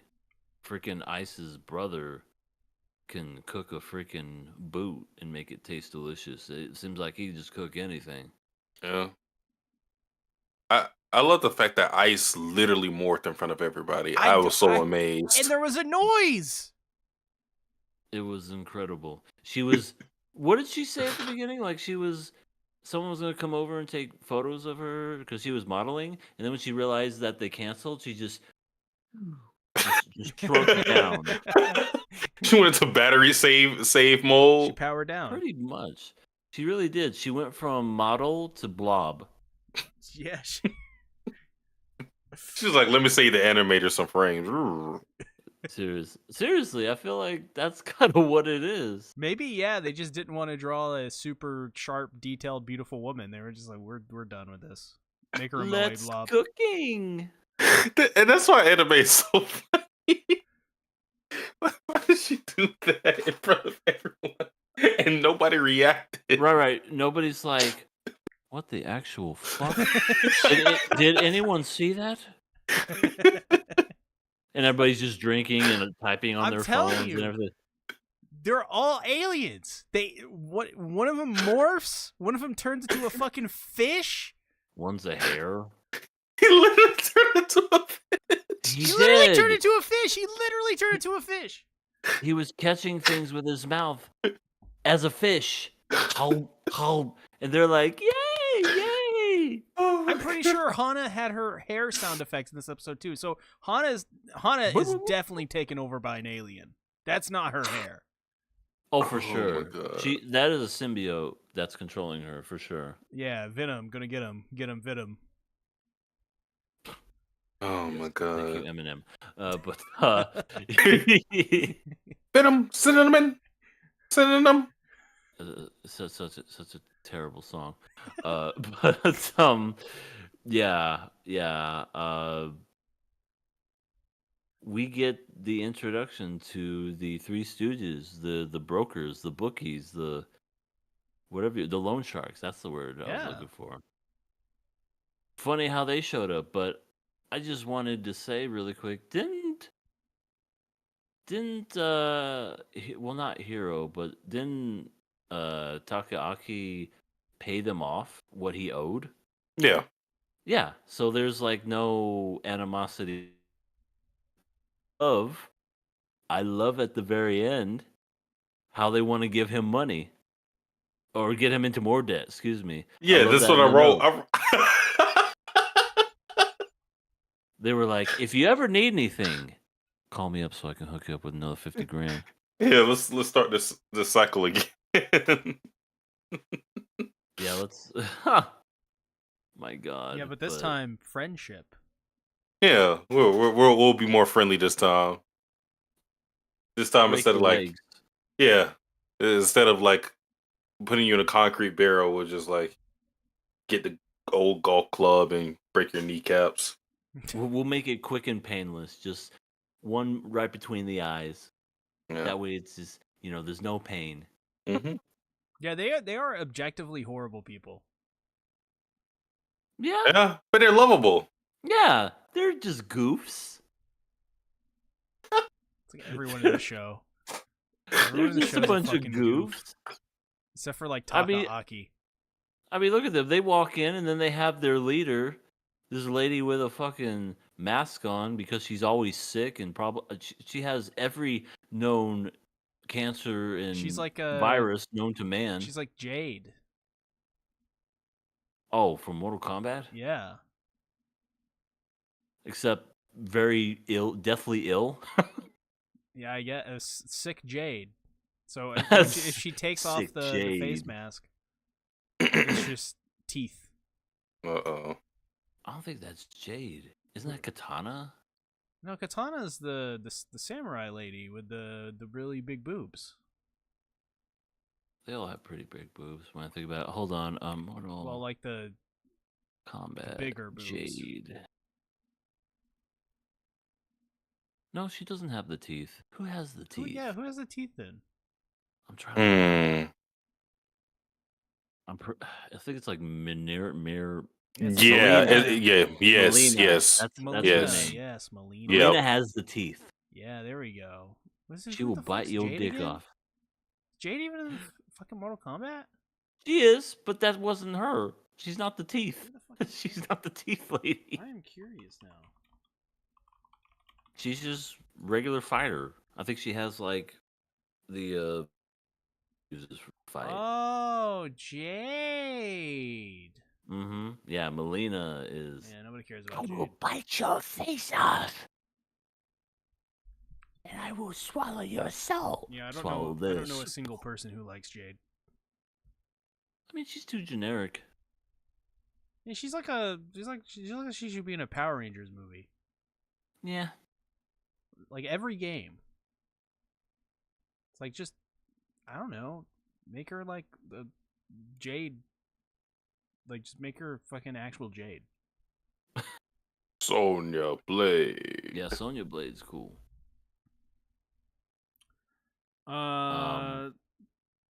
They cooked fish. They Anglerfish to be Anglerfish, specific. yeah, and we learned that Hana is the hot pot queen. I have a question for you guys. Out of everyone in KOA, who is the hot pot queen? The hot pot queen? Oh, that's a yeah. Oh, why is that? Because who Like- else would it be? I Yeah, could I be the don't- hot pot queen. You don't know. Yeah, I See, don't see. nobody can say that they hosted a Thanksgiving here except for EA. That is true. Good point. I think EA's the Oh. hot pot queen. All right, there we go. I accept this new role as the hot pot queen. Thank you so much that you bestowed this upon me, and I gracefully accept it. Congratulations. Now we have to give you this. Now it's a hair wig. Don't freak out. We just got to put it on your head. And it's Uh-oh. gonna hurt, and you're probably gonna forget everything about yourself and become, a puppet. But You know, I don't think I want. well, no, you're the hot pot That queen. This description. is your crown. Keeps you warm. No. That's my crown No, that keeps come me over, warm. Come here, you piece of shit. Come here. No, you leave me alone. I'm gonna go. I ain't going anywhere near you.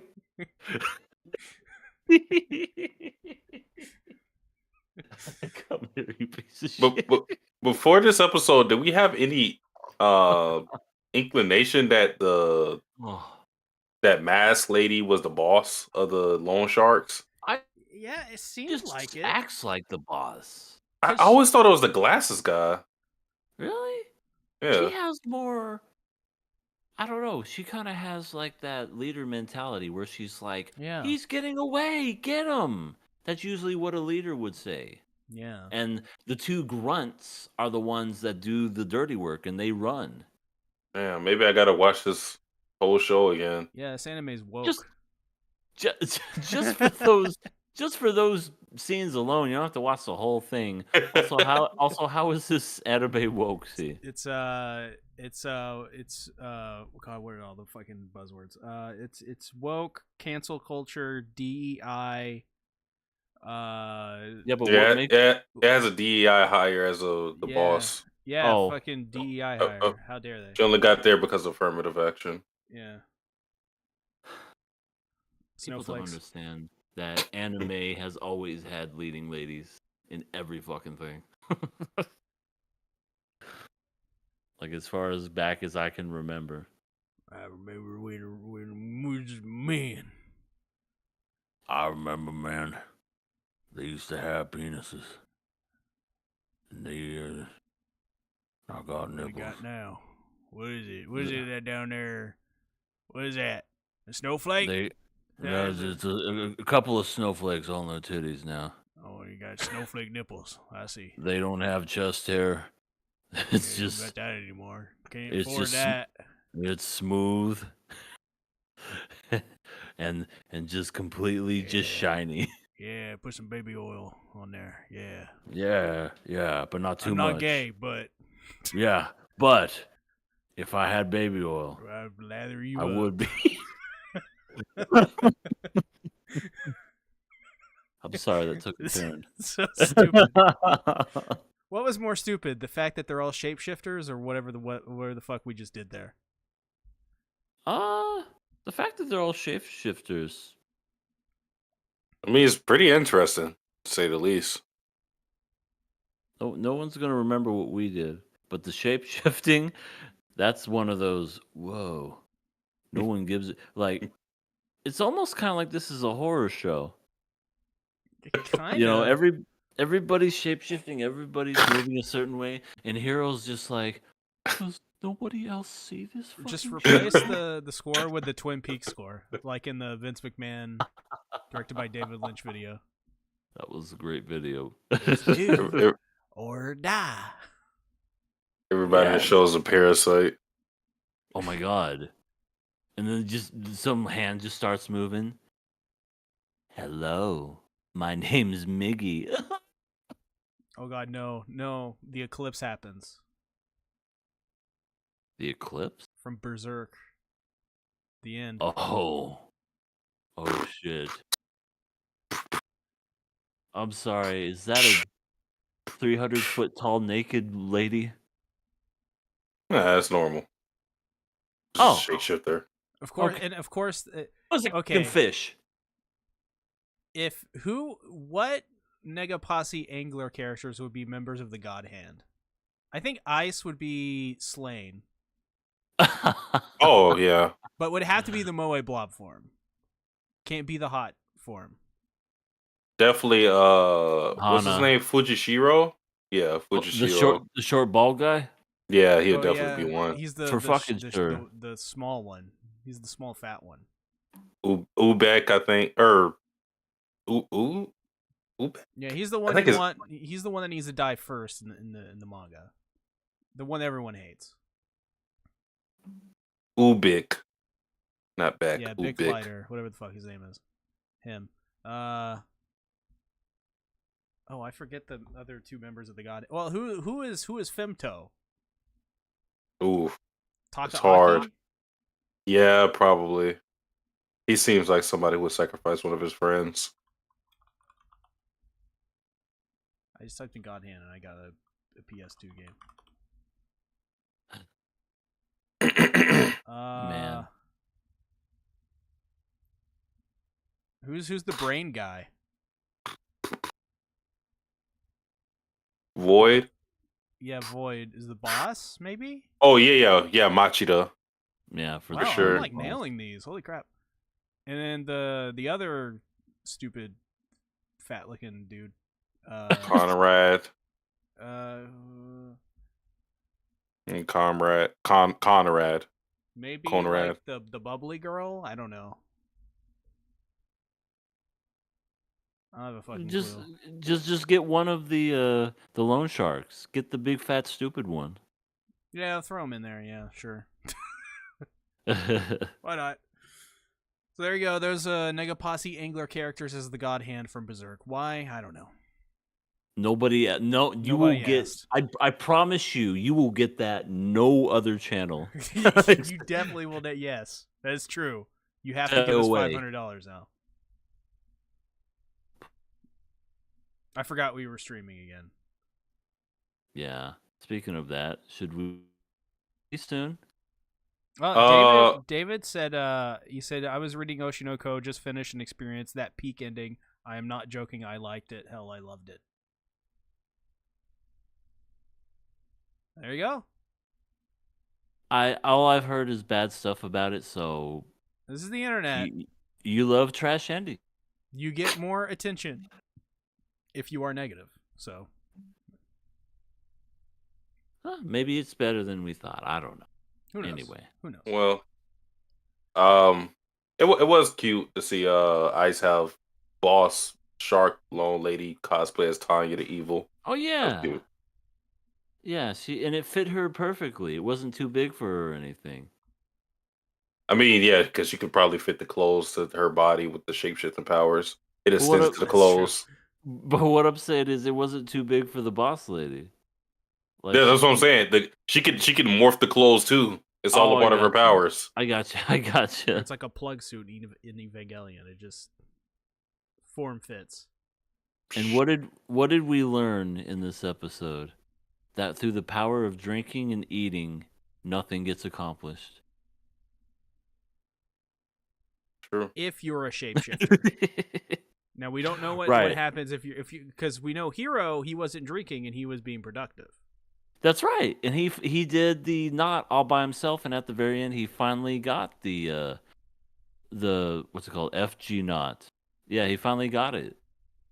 Perseverance, and everybody else was drunk and on their ass, going, "Hero, you're wasting your time." Go back and drunk. Go drink away. with us, you stupid idiot, dumb.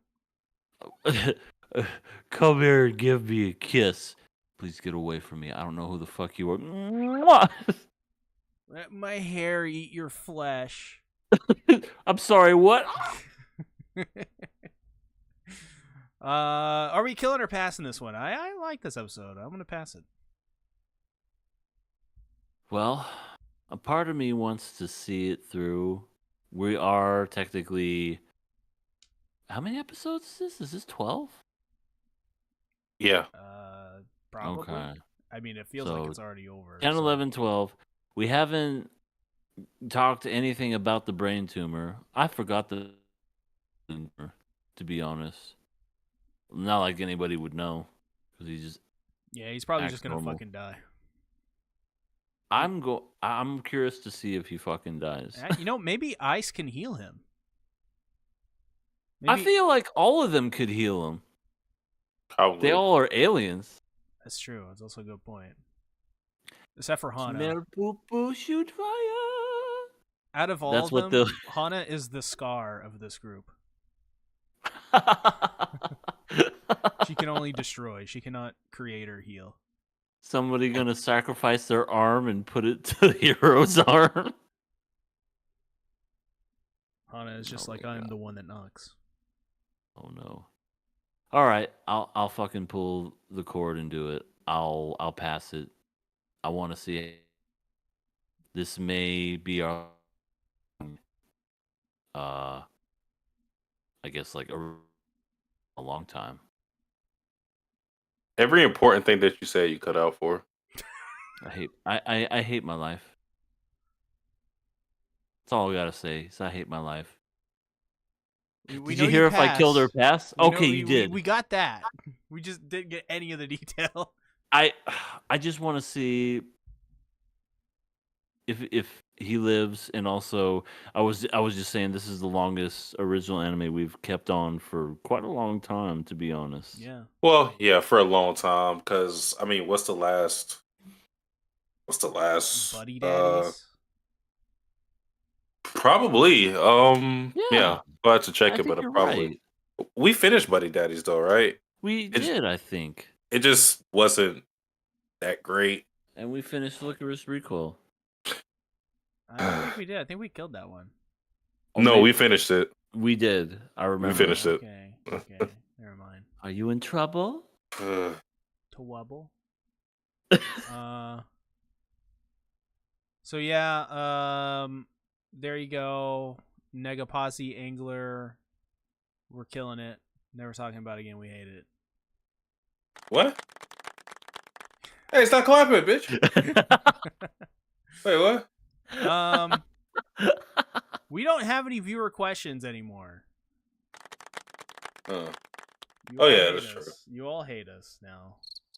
It's probably Yeah, we're because we need blame- to start reading the chat more. That's my bad. I haven't done it for the last couple weeks. I apologize. I shall It's make it up. okay. You have been terribly, terribly ill. Not this week. Oh. You're supposed to let us make excuses. I know, man. Why would I do that? That wasn't a joke. Oh, we got one. Adorable in the chat says, "What was your favorite meal you've had from this past Thanksgiving?" I'm glad you read that. I love the ham that I made. It was quite Yeah, delicious. Same. But here, my girlfriend made this homemade mac and cheese that was to die for. It was so fucking good. dude, we all have the Um, same things we like this year. And I mean, macaroni and cheese is one of my favorite dishes, so Yeah, it's always going to be that. pretty great. But there's some homemade rolls, like dinner rolls, that My girlfriend made two that were out of this world. They're just so soft and fluffy and just buttery and golden brown on top. So fucking good. So, yes, meat, cheese, and bread. EA's favorites. Sure is. Dude, I think literally the same as EA. Like, ham was the best part. Then we had some baked macaroni and cheese. It was awesome. And then rolls. We had rolls and stuff. So yeah, I think those are like my three this year. We did have one. There was one that wasn't traditional. It was a dessert though. It was like this Oreo cake thing. Oh yeah, dessert. We had pumpkin pie. Oh man. Twas delicious with Oh, the God. Cool Whip. Cool Whip. Cool Whip. All right. Well, EA, where can they find you? You can find me over my channel, Everything Animated. Yes, it's a lovely channel where all kinds of fun stuff happen. Where there's a whole bunch of nothing. Yes, as the Cricket Show, but still subscribe to me because you know you want to. It's lovely. It's gorgeous. It's fantastic. Amazing. I'm gonna drop some links in the chat. I'll tell you what they are. They are a blue sky from the anime podcast. You know you want to get on it soon because Blue Sky is about to take off, and then it's gonna be fantastic. We also have a Patreon where we talk about all kinds of fun stuff that is exclusive to KOA, but not the YouTube channel itself. We talk about Pokemon. We have one with me and Satsuki. We have a KOA video gaming special for all three of us. Also have a Madoka Magica Rebellion where we talk about the movie. And finally, a drunken podcast with me and Sasuke where we talk about our drunken adventures and all this lovely stuff just for $1 stinking dollar. Not only do you get all this stuff for $1, it helps support the show and it helps pay us back. And we definitely appreciate y'all. We have one, Decrepit Storm, you know who you are. If you're Curious Adoraburb or Mr. David or anyone else, don't be shy. Only $1 stinking dollar. Yeah, we put our nudes on there too. C did not so much me or Satsuki. Yeah, I wouldn't recommend it. And when he says nudes, he's talking about noodles, like ramen. Yeah. Every morning, delicious ramen. Yeah, delicious ramen, and I always fuck it up somehow. I've seen it. Anyway, that's all for me. Satsuki. Okay, before I start anything, the last anime original that we watched was actually at least like full length was Metallic Rouge. Okay, and then we killed that one. Yeah, not a good one. That episode 9, if I'm right. I think it was the episode. I think it was the episode where Great opening. she was like, yeah, it was a great opening, but I think it was the episode where she was like barking or some shit. Yeah, no, she punched a dog in the face. Yeah, but It was also it had to do with the fact that she had a fucking sister. And it was one of those like, long time no see, sister. Woof woof. And then a random character dies that nobody gave a shit about. And it was like, no, Billy, no. Nobody cares. Yeah. But as for me, Sasuke the Savage. I'm an alcoholic. Hi, Sasuke. You can find me on my main channel, Sasuke the Savage, as well as Sasuke the Savage. And that's with a DA, not a THE, on my Twitch, where I stream a plethora of games. That one of them being Fire Emblem Three Houses. I'm on the Blue Houses route, and my God, this route is different.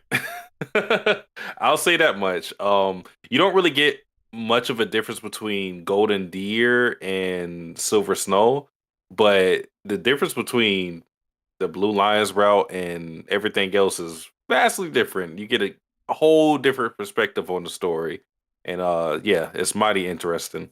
So I've been having fun with that. I'm also playing this new game called Spirit Hunter. It's a visual novel. Kind of having fun with it. Um, and some other games that you could find out. Look on my channel and see what I'm playing. But yeah, that is it for me. As for me, I just want to say, best Fire Emblem girl, Marianne, easily. You can't really top it. You can't really. I mean, she's the best. She's a horse girl. She's adorable. She's a horse girl? Post time skip, Marianne's great. No. Pre time yeah.